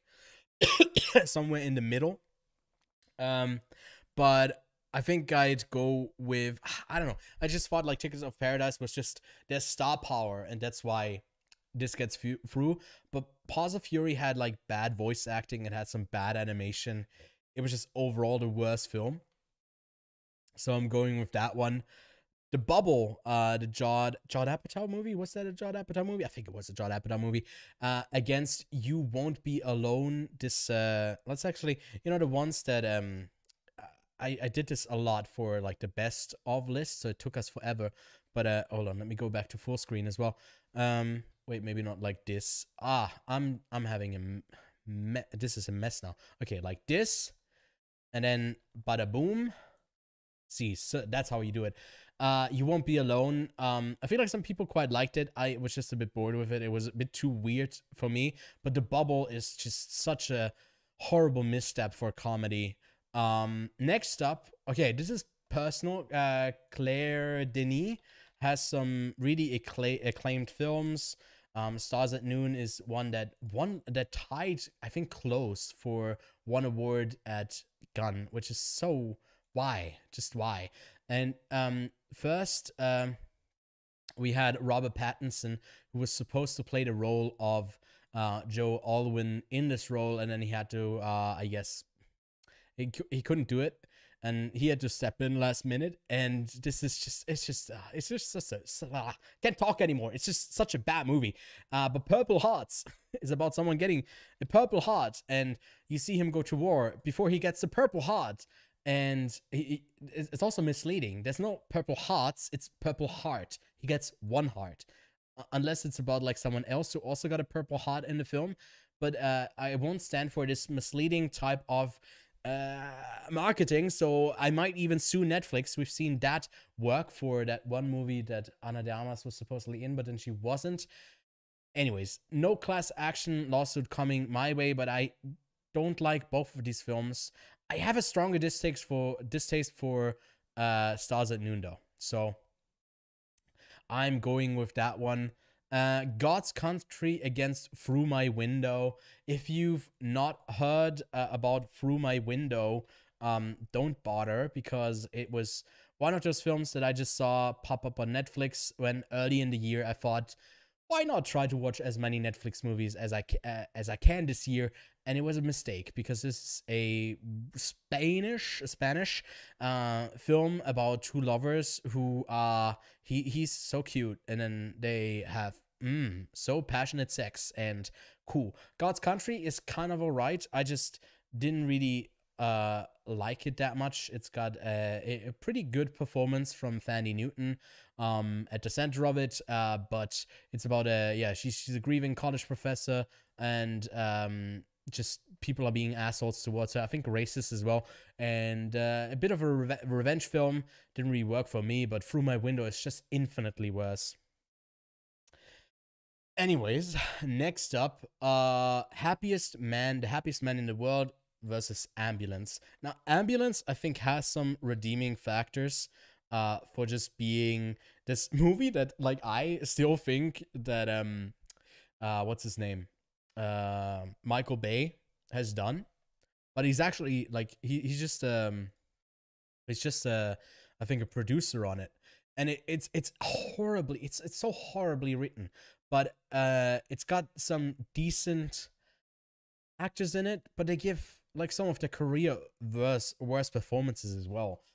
So I don't know where I stand with this. I technically rated Ambulance lower than The Happiest Man in the World, and The Happiest Man in the World is I don't even remember this movie a lot, but it's like this dating thing where they go on a dating show, and it's one guy who's was involved in, like, was on the Serbian side, and killed people, and killed one of the, like, the person he's matched with on this in this show, and then it just goes a bit in those strange directions, but it's not even worth considering. So I'm picking Ambulance over this as a worse film, although this was also a pretty big miss. Why did I watch these movies, man? Why did I watch them? Okay, The Princess, with Joey King. Amazing. She's a princess, but then she also does the fighting. Against a movie that isn't even that horrible, I'd say. If I'm it's just a bit weird. It's Aubrey Plaza and Alison Brie, and she's just, I don't know how to describe this movie. It's just a bit disappointing. I think this doesn't even happen in the film. That's like the most notable thing was like this was the Sundance cover, and then this doesn't even happen in the film. Um, but yeah, it's a bit of a strange movie, but The Princess is definitely worse. Yeah, I feel like Spin Me Around isn't horrible. It had some good moments, and I mean, I really like Alison Brie, and although she has like some picked some roles that I don't really like, but yeah, okay, this is an interesting matchup. We got the 2022 the Texas not the Texas Chainsaw Massacre, but Chainsaw Massacre remake over on Netflix that famously, well, I guess I don't know, famously, it depends on how many people watched the episode to it. But Lachlan didn't want to give it a rating because he thought half star was already too much for this abysmal mess of a film. I didn't hate it that much. I thought it was just okay.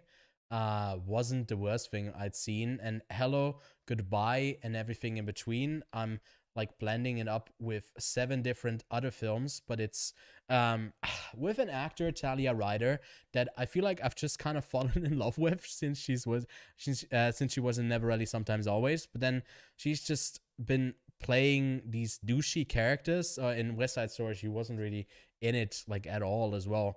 But I love to see her.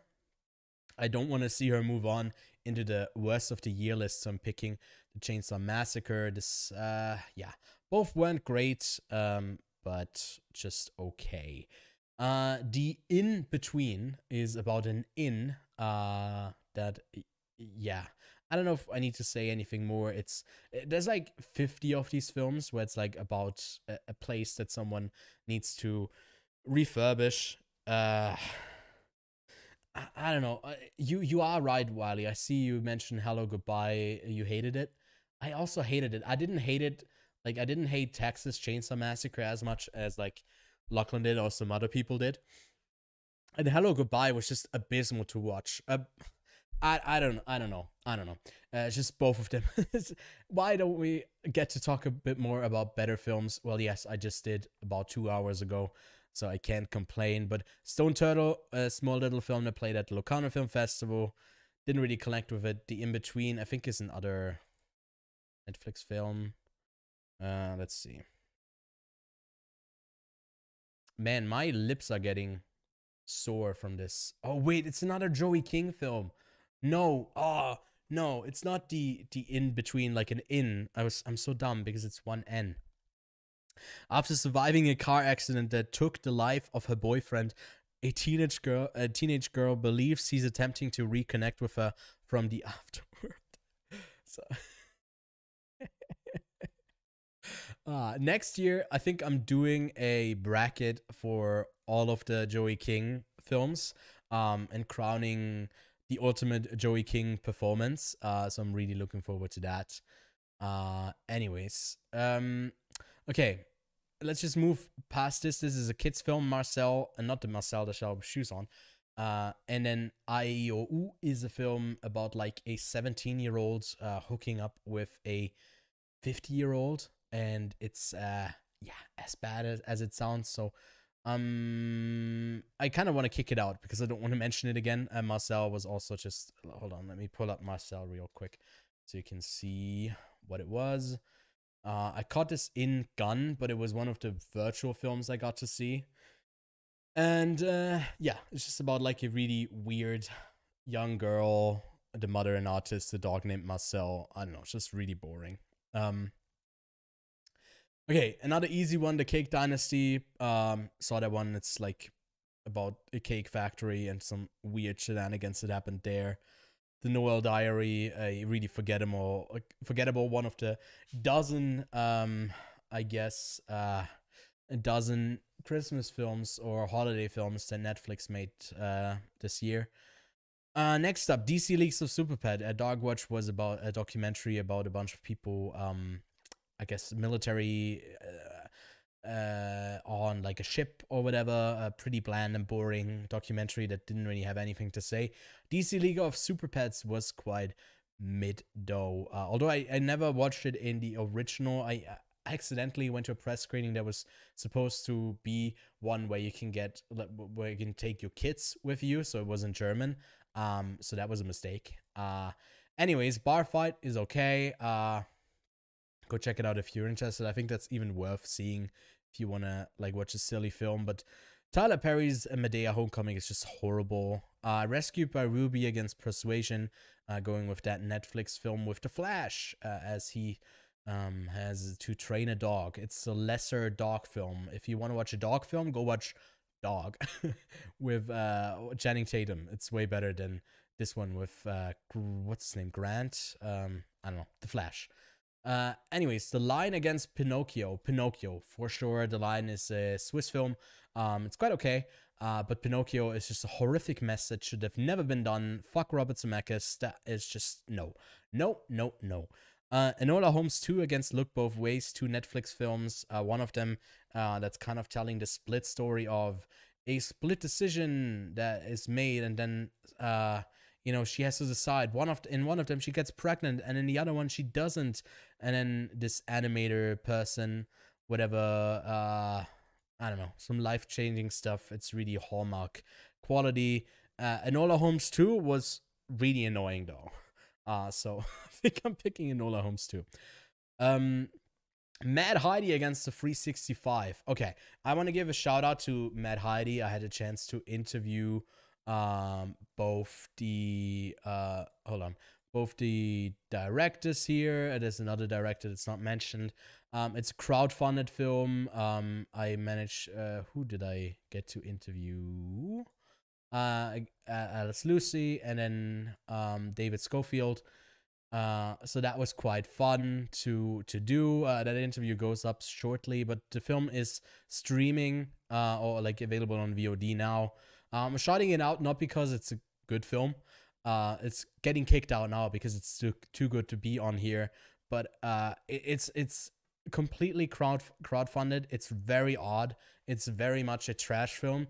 But go check it out. I don't know. I just want to support Swiss cinemas and theater efforts that are unique. But the 355 was just such a dumbass movie. With a quite big cast: Penelope Cruz, Diane Kruger, Jessica Chastain, Lupita Nyong'o, Sebastian Stan. Some interesting people in here. It just was so incredibly dumb. So gotta go with the 365. Luck against Deepwater. This is a hard one because I would say both of them aren't like that horrible. One of them is the Apple TV Plus animation from Skydance, which I guess maybe they're doing some better stuff in the future, hopefully. But this is just like a desperate and failing attempt to create something that Pixar is so great at, with a concept of luck and then making it more magical and attaching characters to it to like make up the intricacies of how something is functioning. Doesn't work as well. It's not like a complete miss though, but something that was a bit more odd, I'd say, was Deepwater with Ana de Armas and Ben Affleck, where I don't know, it feels like the cheap-ass version of Gone Girl, where, I don't know, just like loosely, I guess, with some of the narrative threads, but it's just a horrible film, man. Luck is okay. Luck is not the worst film. But Wally, just you wait. We'll get to Jurassic World in just a second. That will come up in a minute. Now, next up, we got The Matchmaker, which was a documentary about a person who was a British jihadist. She got a whole bunch of people into ISIS by recruiting them over the internet. But the documentary is so really bland and doesn't really want to overstep and doesn't end up getting answers to the most interesting questions. So bit of a letdown there, but overall it's not horrible. I don't know why I watched this. I got a screener for it, and then I just kind of watched it because Disney sent it to me. A mistake, because I'm going to shit on it now. Because yeah, I don't know, it's just bad. As she is able to talk to people in the afterlife, and then popular girl dies and haunts her and like wants her to throw a party for her. and then she gets popular. It couldn't be. It would also be in contention for the most mid film because it's so predictable. But this film was just really bad. Uh, I don't know. I don't know why I sit through some of these. Like, we'll get to it, but I watched the Minions, and I have talked about since the inception of the podcast in 2020, because I think it was announced to come out in the summer of 2020 and got pushed back and back again. And at the start of the show, we kept on talking about, like, because COVID, that was happening so much with, like, release date pushes. And I ended up talking so much about the Minions that it was, like, at a point where it's like, I'm never going to watch another Minions or Despicable Me film. And then I don't know why. I said, like, I saw, like, okay, well, I'm at, like, 305 films, gotta watch 50 more films, so I guess I gotta watch some films that could also be on the list for worst of 2023, and I sorted by popularity on Letterboxd, and there it is, those fucking yellow little creatures, fucking Tic Tacs, oh, banana, and yeah. Oh, anyways, we'll get to it in a second. Okay, it was cute? No. Really? Don't say that. Go watch After Sun again, okay? Devish, don't talk about Minions. We don't talk about Minions until we get to talk about Minions in a second. But until then, no. No talk of Minions. No banana for you. VHS 99. 99, was it? 99? Is a film that I can't find because it's... show it to me. Yeah, it was 99. A collection of short films over on Shudder. It's part of the series that I haven't seen a single film of. Hold on. There's a whole bunch of films over here from 2012, VHS. Then you got VHS 94, VHS 2, VHS Viral, VHS 85, VHS I Want to Kill Myself. Yeah, and this one wasn't really any better. There wasn't really one that I liked at all. So yeah, I think I'm picking that one over Troll, although that one was a Norwegian retelling of a folktale of a troll that gets awakened, and it by the end of it, you're like, oh my god, this played into every single cliche you could have possibly had. And it's just like Norway flexing that they can also do like bigger budget stuff on Netflix. And it was just pretty bad, but not as bad as VHS 99. Whew, okay. Spirited was also good and doesn't deserve to be. We'll talk about it in a second. Don't you get ahead of yourself here. We have a structure to this film. Hold on. I guess I won't spoil it anymore to what's coming here. There's a lot of movies when you watch 320. There's not a lot that you leave out at that point. Okay. Oh my god. The people we hate at the wedding. I think this movie wasn't that bad. It was about like a bunch of I guess shitty people at the wedding who are selfish. Kristen Bell and Ben Platt being siblings, with Allison Janney as their mother, and it's also about like them coming to terms with their childhood. Just go watch what was the other one called that I As They Made Us, a movie that does that way better. There's also no weddings there and not that much of cringe humor. This guy is just like, you keep waiting for him to like do something creepy, but she's in a like relationship that doesn't go anywhere. Oh, sorry, I forgot that you can't see my screen, but him on the left side here, him over there. Shit, no, I'm out of there. I'm choking him. Anyways, I'm shaking his hand as well. But no, I'm not doing a Germa bit, although love that guy. I'm getting so sidetracked. But it's just never goes anywhere, and I'm suspicious of that guy the whole time, but he was just like an underwritten character at the end of it. But Kristen Bell is great in it. Ben Platt is okay. What's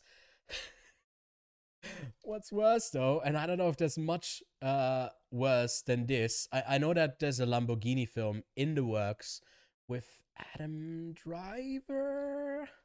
Hold on, someone in chat hopefully can help me out here and put me on the right track of who's directing the Lamborghini film. The actual Lamborghini film. This is just like, when mom asks you ask for Lamborghini, and they're like, yeah, no, we got Lamborghini. This is Lamborghini at home. It's horrible. It's very bad. It's so incredibly boring. This feels like 3 hours, although it's like not even 100 minutes. But Frank Grillo is okay. Is it Bradley Cooper? My God, let me now Google it. Adam Driver. Um, by Googling, I mean I'm going to Letterboxd. Literally typing it in there. Ferrari, no. Okay, this is embarrassing now. Cause wait a second. I'm not too great with cars. Cause I'm 24 and I don't drive. If you that's a fact about me because I don't really like driving and I don't live in the US where I depend on I guess that kind of vehicle to travel. I can just use public transport, not public transport. But yeah, Ferrari by Michael Mann is not Ferrari, but it's not Lamborghini, it's Ferrari, by the director of Collateral and Heat. Looking forward to that film. Looks quite fun. But yeah, I guess Ferrari also pops up in this as like the antagonist, right? Hold on, let me check. Yes, Enzo Ferrari. And he's the bad guy because he's like, go back to your farm, you farmer boy. You don't make pink cars that go, yellow cars that go fast. And he's like, I will show you in a very bad Italian accent. Lamborghini moves on. What a terrible film. Anyways, next up, Amsterdam Against a Scrooge, A Christmas Carol, which is the animated film on Netflix that is just a bit ugly, if I'm being honest. It doesn't look too great. And yeah, it's just a Christmas Carol, Scrooge. It's just that story. It's so simple, and it's got some horrible dialogue, and the plot is just it's too simple, too broken down. Amsterdam, though, what a huge miss of a movie. In literally every aspect. I don't know if it's as bad as Scrooge though. But oh man, what a miss of an ensemble cast. That just doesn't lead anywhere. I feel like because it really is that big a miss, I'm going to give it make it advance over Scrooge. Although this is just forgettable. This is just like embarrassing. Okay. The Accursed against I Want to Dance with Somebody. This got me to listen to way more of Whitney Houston again, and I watched a bunch of recordings and then just stopped the film because it was so bland and boring. But what a vocal talent! Might be the greatest singer of all time. What an amazing talent! And going up against The Accursed. I don't even know what this movie is about. It's just a horrible horror film, and it's bad, and it moves on. Yeah, don't watch Amsterdam. Not worth getting through that at all. Okay, we have arrived here. Oh, wait, I'm spoiling again what's coming up. I'm getting ahead of myself. Next up, Morbius. Get your thoughts in ready in chat for Morbius. I know some people might not know, but for some reason, as a gag, Lachlan, my co-host of the Quiet Answer podcast, he got Morbius on 4K. But I think he still hasn't unpacked it out of the foil. He just has it there, and sometimes he puts it into the background of the frame, and then he tasks me to zoom into it. He hasn't done it in a while. Don't encourage him, please. It's very annoying and time-consuming because it guilts me into doing it. But that's that. His fascination with the film he hasn't seen. But until then, Alice, another adaptation of the film, I was about to search it in my list, but it's not here. Antebellum, there was also a miniseries that came out this year that is about the novel, about like that stuck person where like there's a little town where like an isolated group of black people are still kept as slaves, and then someone escapes, and that's the story. Basically, and it has like a lot of themes that can be drawn into a bigger picture, but none of these films, I haven't read the novel, by the way, I don't know if the novel does that, but they've not done that successfully a single time. And Jurassic World, talk about obviously moving along with that one, but talk about a misstep. You had really the world as your oyster, and you pick fucking what are they called? Insects, loctus, or what are they called? No, I don't know what they're called, but just those flying little big old things that eat grass, and I don't know, it's just very bad. Locusts, yeah. And I don't know. It's just a bit sad. I didn't like any of the Colin Trevorrow Jurassic World films. I think the first one, well, I guess he only did the first and the third. Someone else did the second one. See, it's not even memorable enough to remember that. But this is just such a disappointing film, and I'm glad that like now with Adam Driver, hopefully we get something interesting with 65 next year, because dinosaurs are fun. So hopefully that doesn't kill that whole genre. Anyways, next up we do have, oh, I don't want to spoiling again. We do have Morbius. The Swimmers was okay. Morbius moves on. We'll talk a bit more about that one, so I baited you into it. Who's a famous filmmaker who made a fall? Ah, yeah, he made a Fallen Kingdom. I see the film. The thing was, I was so disinterested in the Jurassic World franchise that I didn't even watch the second one until like the new one came out, and I thought I had to catch up with it.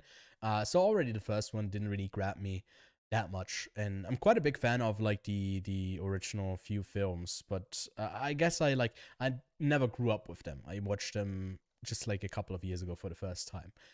Okay, so next up, we got a really little film that no one will know about because it's probably never got anywhere other than the Locarno Film Festival premiere. Well, okay. Well, it's a 500, a bit more than 500 people that saw it, but it's about a guy who is wait, am I thinking of the right one? I think so.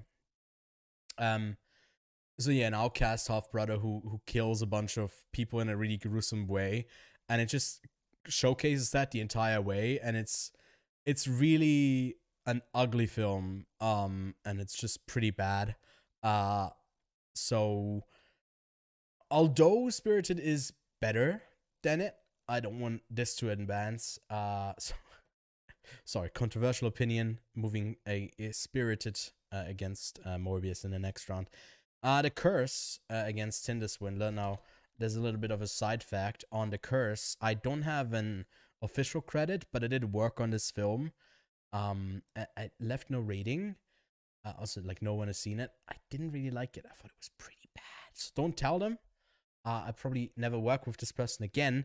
I still didn't like it. I did like a bunch of transcribing work and editing work early on for the film, not for the final edit. But The Tinder Swindler is a perfect place to like another film. No, Wiley, don't tell them.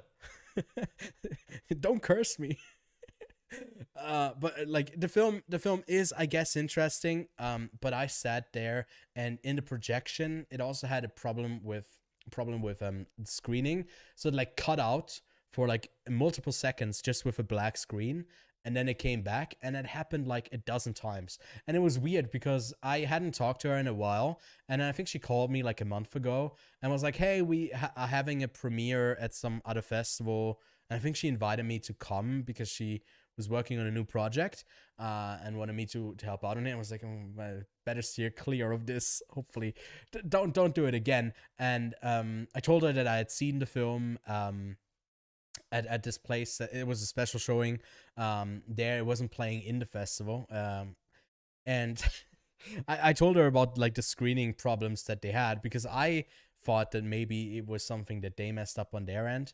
But anyways, that's enough about The Curse and my brief little escapades into film productions. If anyone wants to hire me, I guess make a film that I'm more interested in when it comes to the end product. But still good to get some experiences in there. Stop tweeting. I'm ignoring you, Wally. I'm ignoring you for a reason. Don't tweet at them. I don't. Hopefully, she doesn't have a Twitter. Anyways, next up we got such a bad film. It's such a bad film. The free film For Love and Thunder.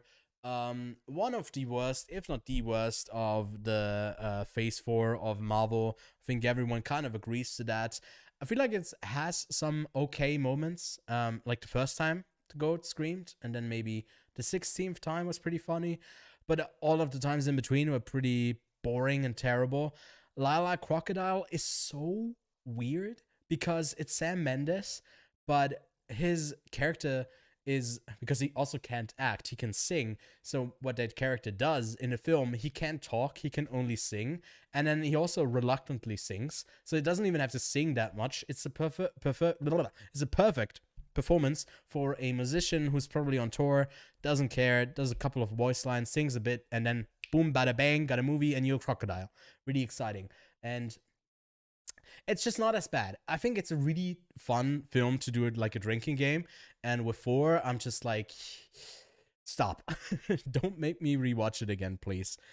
Anyways, next up, oh my god, oh, these are such good matchups. I'm loving this. I love hating on these films. Gigi and Nate. I recently talked to the film director, the artistic director of the Zurich Film Festival. If you haven't seen it on 4 Favorites, we talked about animation. Got to talk about his favorite animated films. I'm mentioning this because this was one of the films that he championed before going into the festival. That they have a film about a monkey and a boy, a teenager. He gets into an accident and then he has an animal, and it's hold up, maybe I can pull up. Wait, my review is not here, or where's my? Never mind. This is not okay.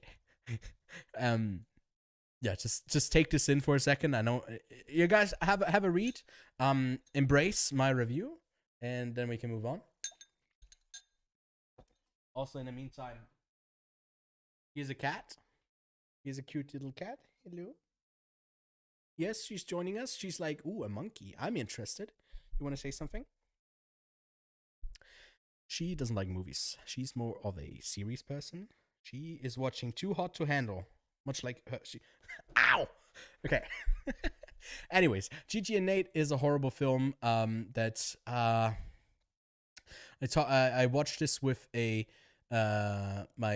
my colleague, my film critic colleague, Alan Mutley, and going out of the theater, I was like, I could guess that this film was directed by a white 55-year-old who's also probably a Republican, and well, there's no picture of him. That's embarrassing. Nick Ham. That's him. So yeah, kind of nailed it on there, and it really shines through in the it glares through really ugly in an ugly way. That this is about a whole bunch of things that I'm like questioning his intention of how he portrays like, I don't know, something similar to PETA or like activists. It's just a very bad film that you shouldn't watch. And then A Christmas Story. Christmas is the sequel to I guess A Christmas Story, and it's sweet. It's okay. I didn't really connect with it. It's just a bunch of like narration that I hated, but Gigi and Nate is so much worse. Oh my god, okay. We are nearing the end of this quite soon-ish. No, we actually not even anywhere close. My god. Okay, I gotta take a really quick break at 42 for like a minute. Gotta do a quick pee break. But Where the Crawdads Sing against Tchaikovsky's Wife. Where the Crawdads Sing, which is a bit blander, but both of those are like kind of okay. Verify the winner between, spoiler alert, and Choose or Die. Spoiler alert was okay. It was that Sheldon actor thing with also a lot of narration, which hold on, let me pull it up. What's the story about this couple journalists that meet? They are together for 14 years and then someone gets terminal cancer. It's like, hey, there's a gay couple, one of them has to die. Why is it always like that?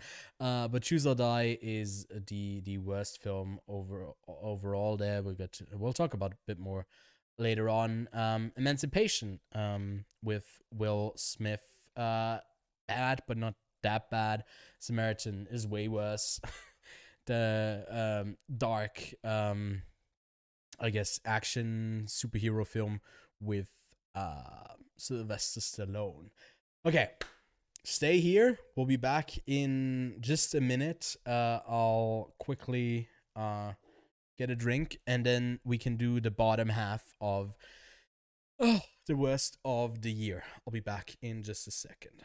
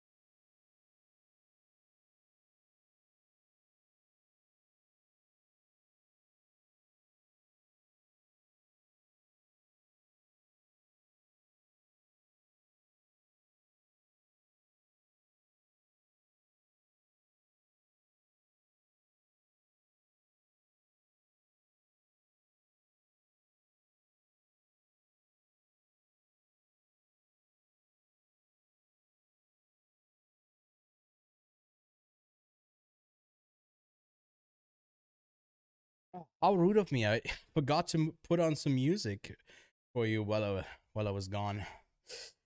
Oh, okay. Let's uh let's get through this. Man, we've been at this for such a long time. Jesus Christ, I don't even know how long, but it's been live for 8, 9, 10, 11, 4 hours. Okay, let's get this done. Next up, Saint Omer against Marmaduke. What a matchup.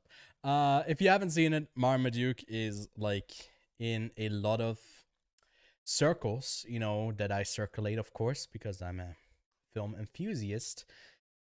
Talked about as the worst film of 2022. I feel like this poster says it all. Do I need to say much more than this? He's also voiced by Pete Davidson in the laziest attempt at voice acting that I've ever seen. This is, oh my god, this director has done a lot of other films. He really shouldn't get to do that. But just by the posters, I can already tell that this is a shit filmmaker. Wasted J.K. Simmons performance here. I know you people are you watching are like quite curious now. Is this a favorite to win the worst of 2022 bracket? Well, it's certainly going over Saint Omer, which I think was just kind of bland. It's the French submission for the Oscars, court drama.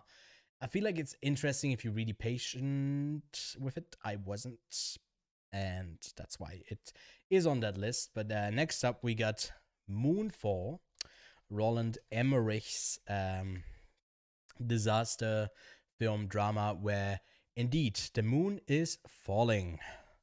Mayday, mayday, it is falling. And that's what's happening. And yeah, it's exactly what you expect from a movie like that. So I really can't fault it for what it's trying to go for, although it is really bland.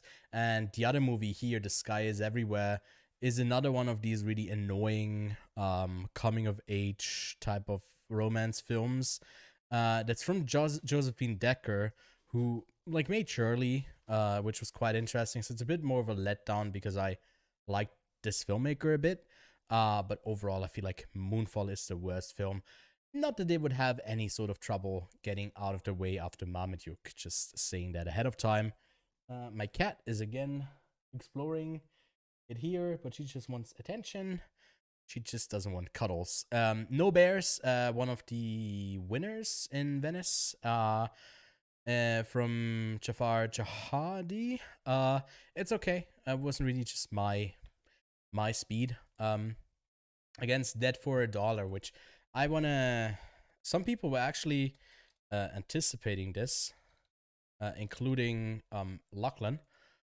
He was like asking me about it when I came back from Venice, because it's this Western with Christoph Waltz, Willem Dafoe, Rachel Brosnahan. It's quite a stacked, interesting cast, and it is a horrible film. It was probably the worst film I saw in Venice, other than like Innocence, which we'll get to in a second. But yeah, just a bad film. Sorry, a bad film overall. Picking that one. Next up, They/Them against Lady Chatterley's Lover. This is just a horny film that has been redone like 20 times, and They/Them is just we'll talk about it maybe a bit more later, but it's just really bad. Blasted against Sneakerella. Sneakerella is an interesting one because it's a it's like a another Norwegian. Norway is just flexing this year with the amount of genre stuff that they get to do. They have like Troll and they have this. It's just like not really funny. It's really over the top. Didn't really work for me, but Sneakerella might have been worse with how cringe it was at times. I mean, it's fun if you really want to buy into.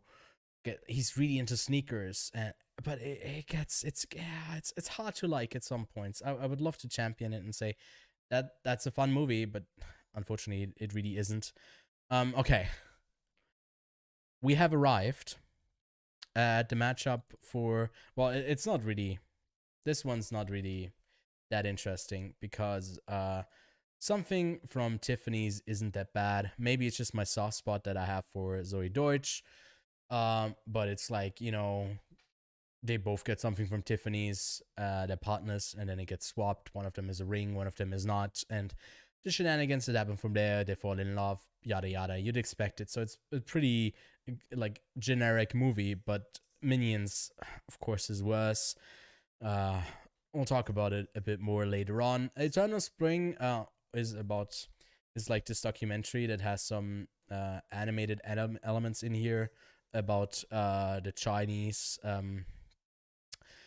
band spiritual group Falun Gong, and how they went after the people who were practicing that different religion.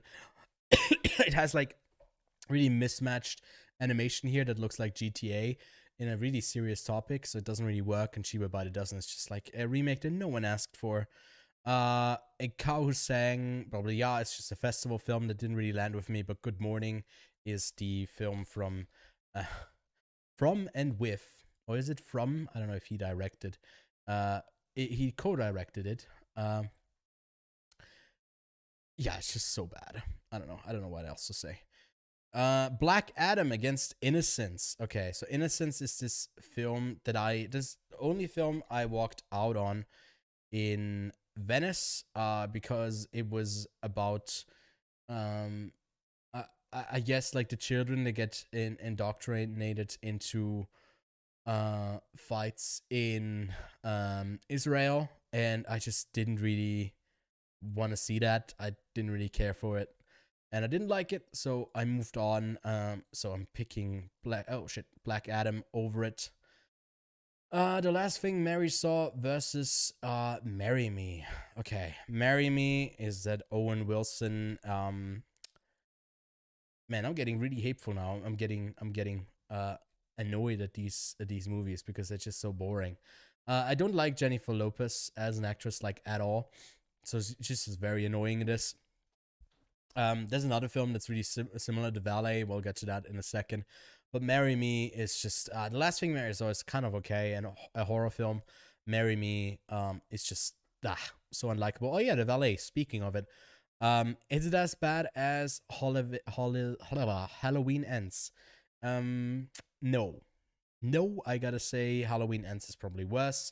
Then it's pretty similar story. Like there's someone famous, and then they fall in love with a common person, and then that's the drama of the film. Uh, anyways, the Tender Bar. The Tender Bar is from this year. Oh my god. Tender Bar against Home Team. Tender Bar is with like Ben Affleck, and it's okay. Home Team is truly horrific though. With Kevin James, and it's Taylor Lautner, and whatever this guy is doing, it's so incredibly cringy. So yeah, let's have that move on. Sharpstick against Stonewalling. Sharpstick is such a misstep. It's from Lena Dunham. Yeah. With Christine Frazev, which yeah doesn't work at all. It's just a bit cringy. The humor doesn't really land. But Stonewalling was a film that was probably the most boring one that I didn't walk out on in Venice, but I was really close to, mainly just because I sat like right in the same row next to the filmmakers, and I felt a bit rude, but a lot of people were leaving, so I probably should have just left. But it's also like almost it's 2.5 hours long, and just nothing happens as this college student, and she just walks around in her life, and no, it's so boring. So yeah, Unruly and Meet Cute. Meet Cute was with Pete Davidson. Man, he makes a lot of appearances on the worst of list. The only appearance he did make on the best of was for Bodies, Bodies, Bodies. But here it's with him and Kali Kukuk. I don't know what her name is, but how you pronounce that. But they have no chemistry. And they're supposed to have chemistry, I think, but it doesn't work at all. And Unruly is this story about an institution where like I don't know, like women who don't behave go to, and it's just miserable to watch. I think Meet Cute is though overall worse. Luckiest Girl Alive is about a shooting survivor that now has to deal with the repercussions as people see her more as an accomplice than a victim. Yeah, man, I don't know. It just doesn't work as well. And Holidays was like about a bunch of Russians on a holiday. Felt really half finished, not really thought through, and just a boring documentary. Nuclear against the amazing Maurice. This is Nuclear. It was quite interesting. It did seem more like a video essay from oh shit, I picked up the wrong one, from Oliver Stone. About the importance of what safe nuclear energy could do for a cleaner future, where we kind of went into the wrong direction when it goes. So it really makes some interesting points. But The Amazing Maurice, we'll talk a bit more about that one.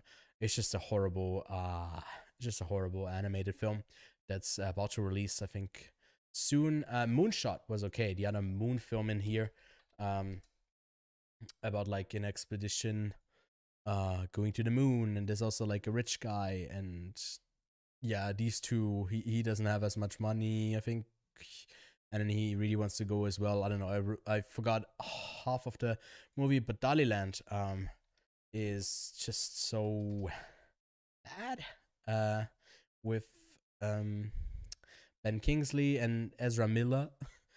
They are in this as well, as like a younger version of Dali, and it's more about like someone who comes in. That's not even. See, the lead guy, this guy, is like credited fourth, but he's like a bigger focus of the film overall. It's just such a badly directed film as well. So I'm picking Dali over this. Disenchanted against The Weekend Away. Weekend Away is just like a thriller of someone disappearing. That's sort of mystery. And Disenchanted. Disenchanted is a bit more boring, so I'm going with that one. Okay. Cyrano against Father Stu. Father Stu. If you don't know, Marky Wahlberg in there, pretty bad. 13 the musical against Don't Worry Darling.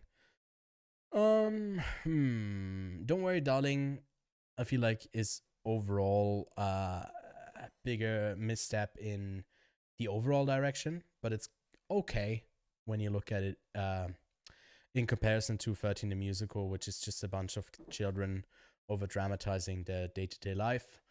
Smile Against Rubicon. Smile, I really didn't like that horror film. The Water Against Me Time. Oh my god, Me Time was this Netflix film with also Mark Wahlberg and Chris Hart, Kevin Hart, and it is just bad. It's just very bad. So yeah, that's the through line for most of these films. Another Crimes of the Future was okay. The Man from Toronto. Another film with Kevin Hart, but also Woody Harrelson, also on Netflix. Pretty bad as well. Falling for Christmas. Fall was all right, but Falling for Christmas, another pretty bad film. Bitch Ass Against Mr. Harrigan's Phone. This was just so bland. Picking this is just really I don't know. It's such an indie low budget film as well that doesn't really matter. Big Bug was so weird. Hanging Sun, just another festival film that isn't out anywhere anyways. Ooh, Forgotten Man, Swiss film, interesting but nothing great. But the Fantastic Beasts: The Secret of Dumbledore. Nope. The film that killed the franchise. Next up, The Diary of a Wimpy Kid against Uncharted. Uncharted was fine. Unpopular opinion, but Uncharted was just fine. It wasn't that bad. Diary of a Wimpy Kid, Roderick Rules. It's just the laziest attempt of a sequel in animated form that I've seen in a long time. So bad. Tommy Guns against Vamos a la Playa. We got two festival films here that no one will probably know. Picking Vamos a la Playa, the Swiss film here. And then Desperate Souls. This was a documentary about Midnight Cowboy. That was just done in a way where it had some good moments, but also came off very unprofessional.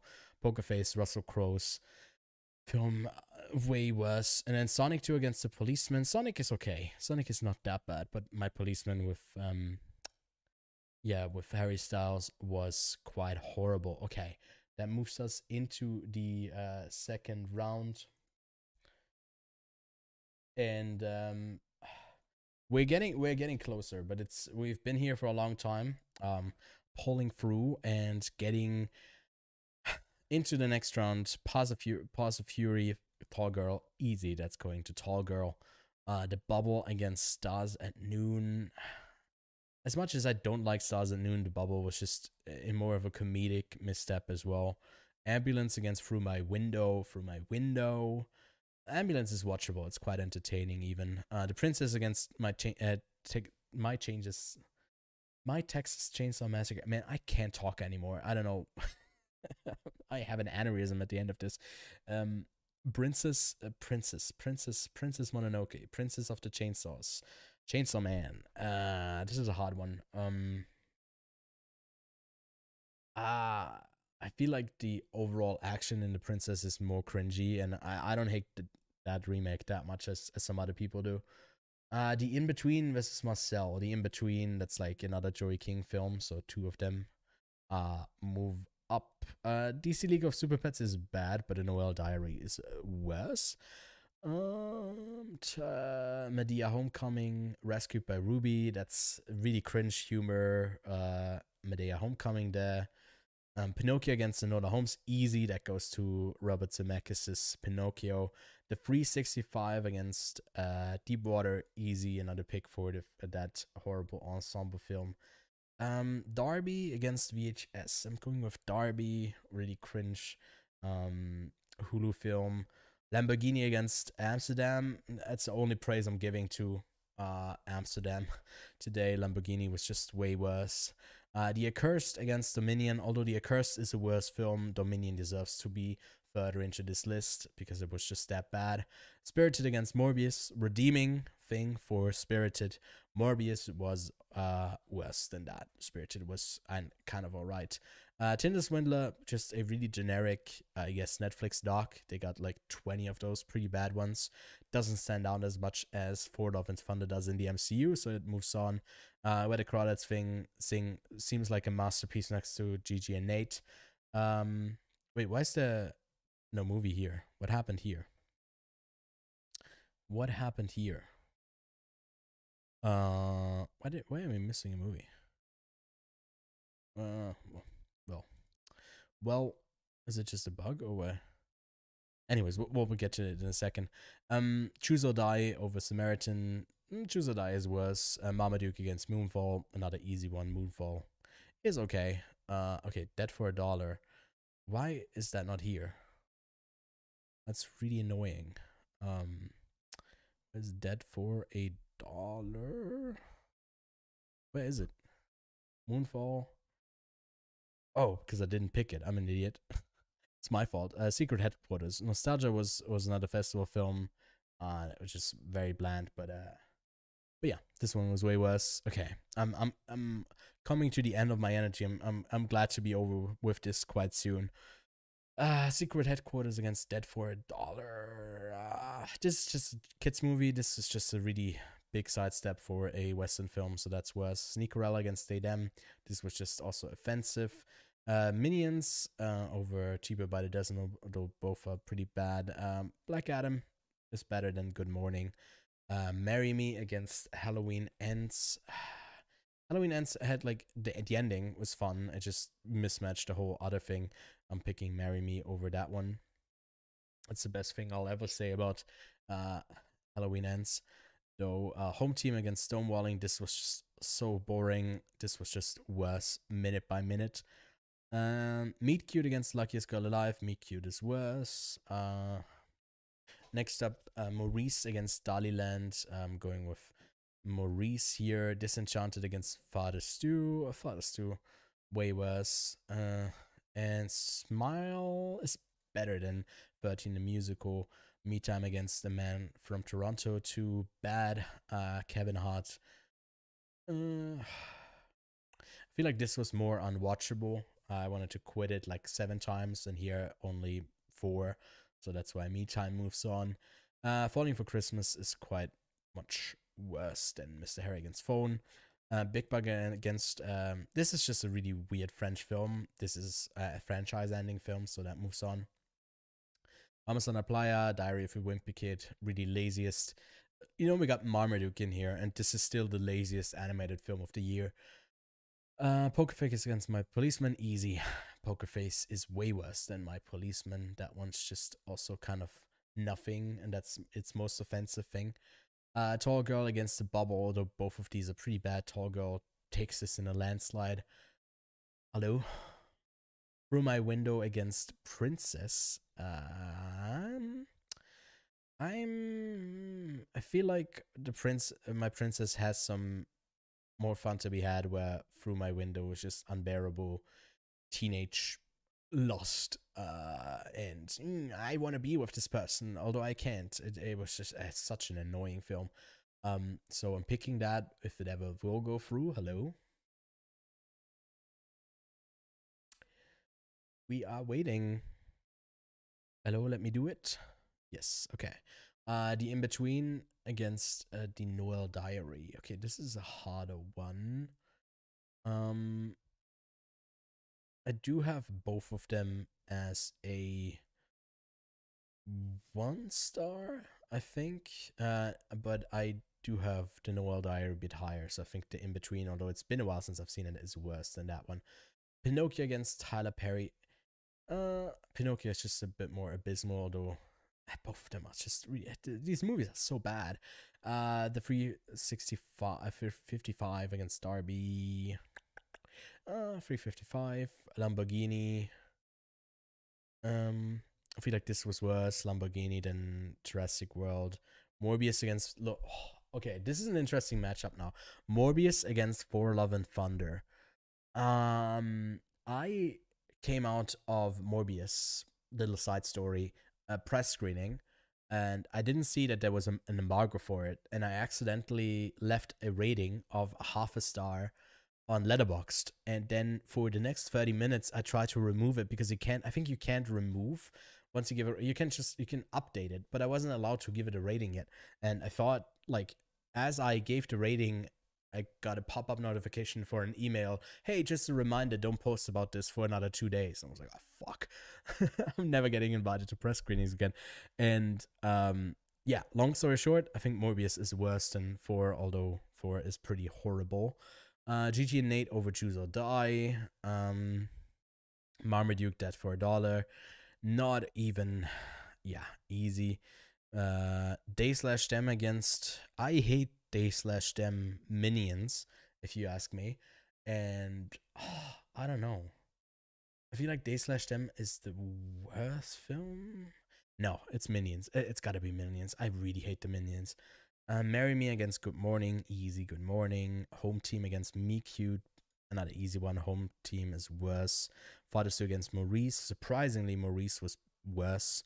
There's some really bad animated films this year.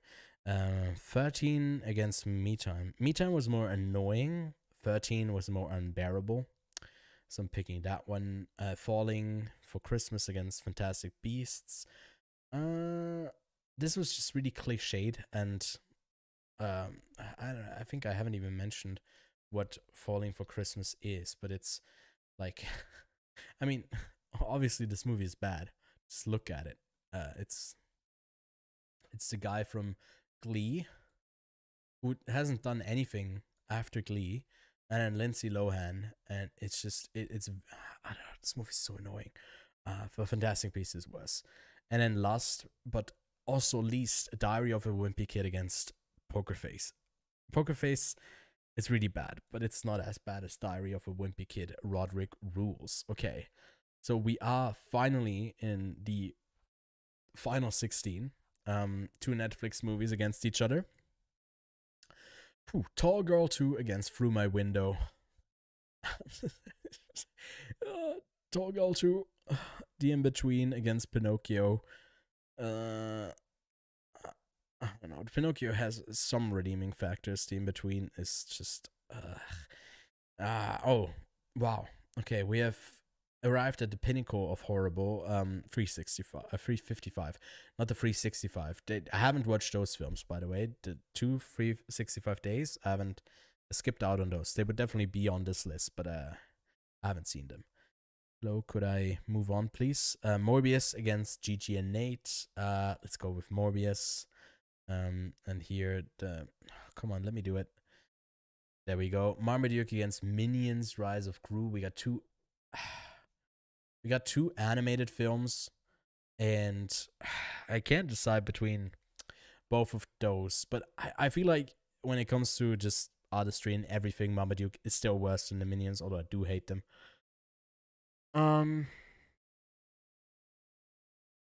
Good Morning against Home Team. Both are so bad, but like one of them is just lazy and the other one is like trying to do something, but it's not doing it. And I'm going with Home Team. Let's give Machine Gun Kelly a break. 13 the musical against The Amazing Maurice. I really hated The Amazing Maurice. They wasted David Wallace so much in that, so I'm a bit mad. Fantastic Beasts against Diary of a Wimpy Kid. That one's worse. I can see that I got a whole bunch of like animated films in here. We have arrived at the top 8 of the worst films of 2022. First up, The In Between against Tall Girl 2. Oh my god. This goes to Tall Girl. Morbius against the 355. Now, these two films are exactly next to each other in my ratings overall. I hated them both an equal amount. But for the sake of representation, can we hate on not the vampires, but not as men? No, well, we're already hating on the Tall Girl. So can we finish this, please? It's not letting us. It's like, come on, man. I gotta be done with this. This is exhausting.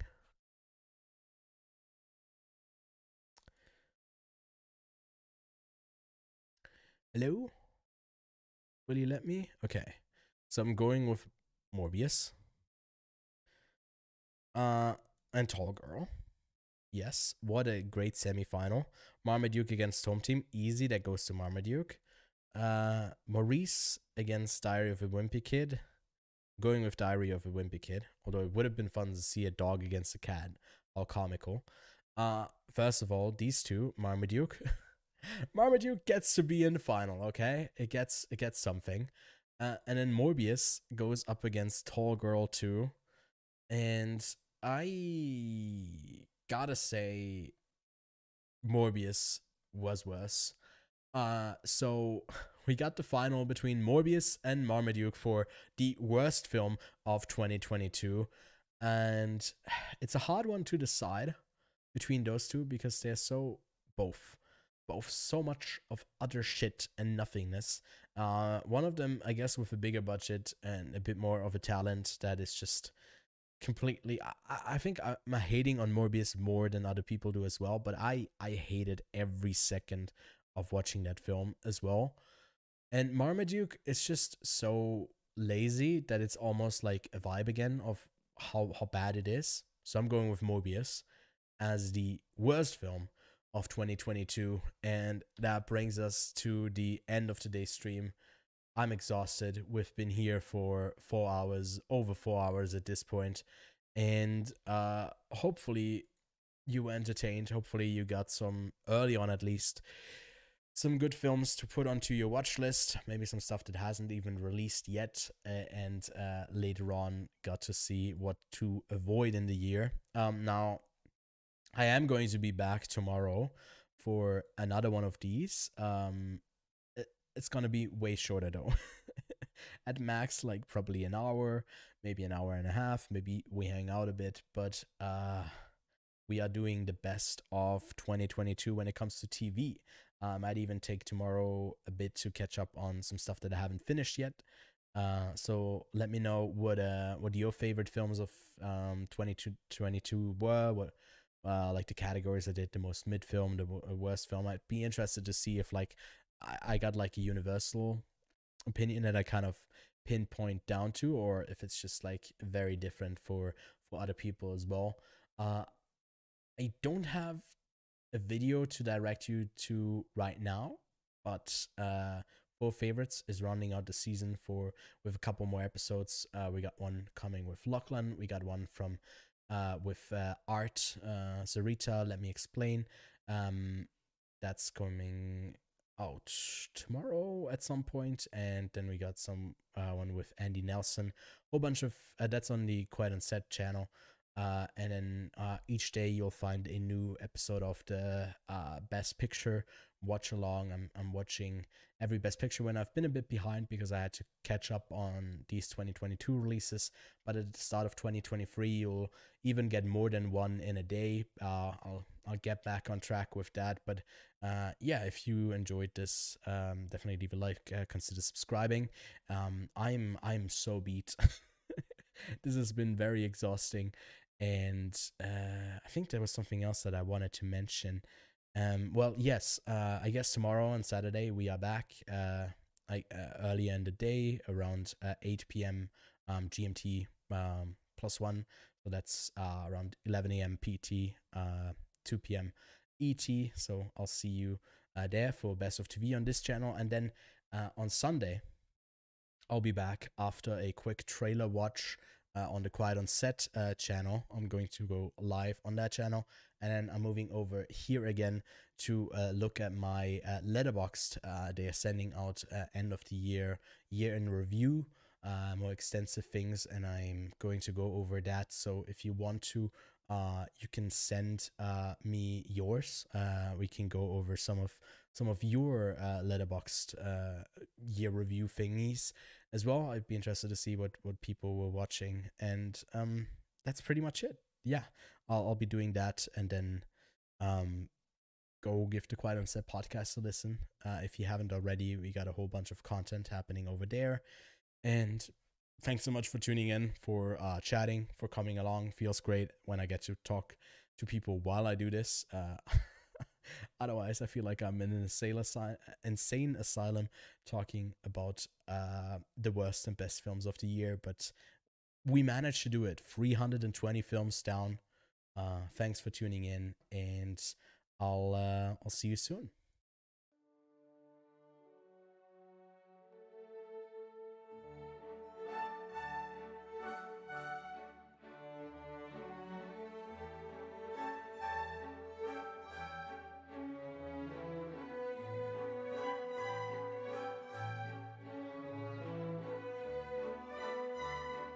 It's a bit too fast.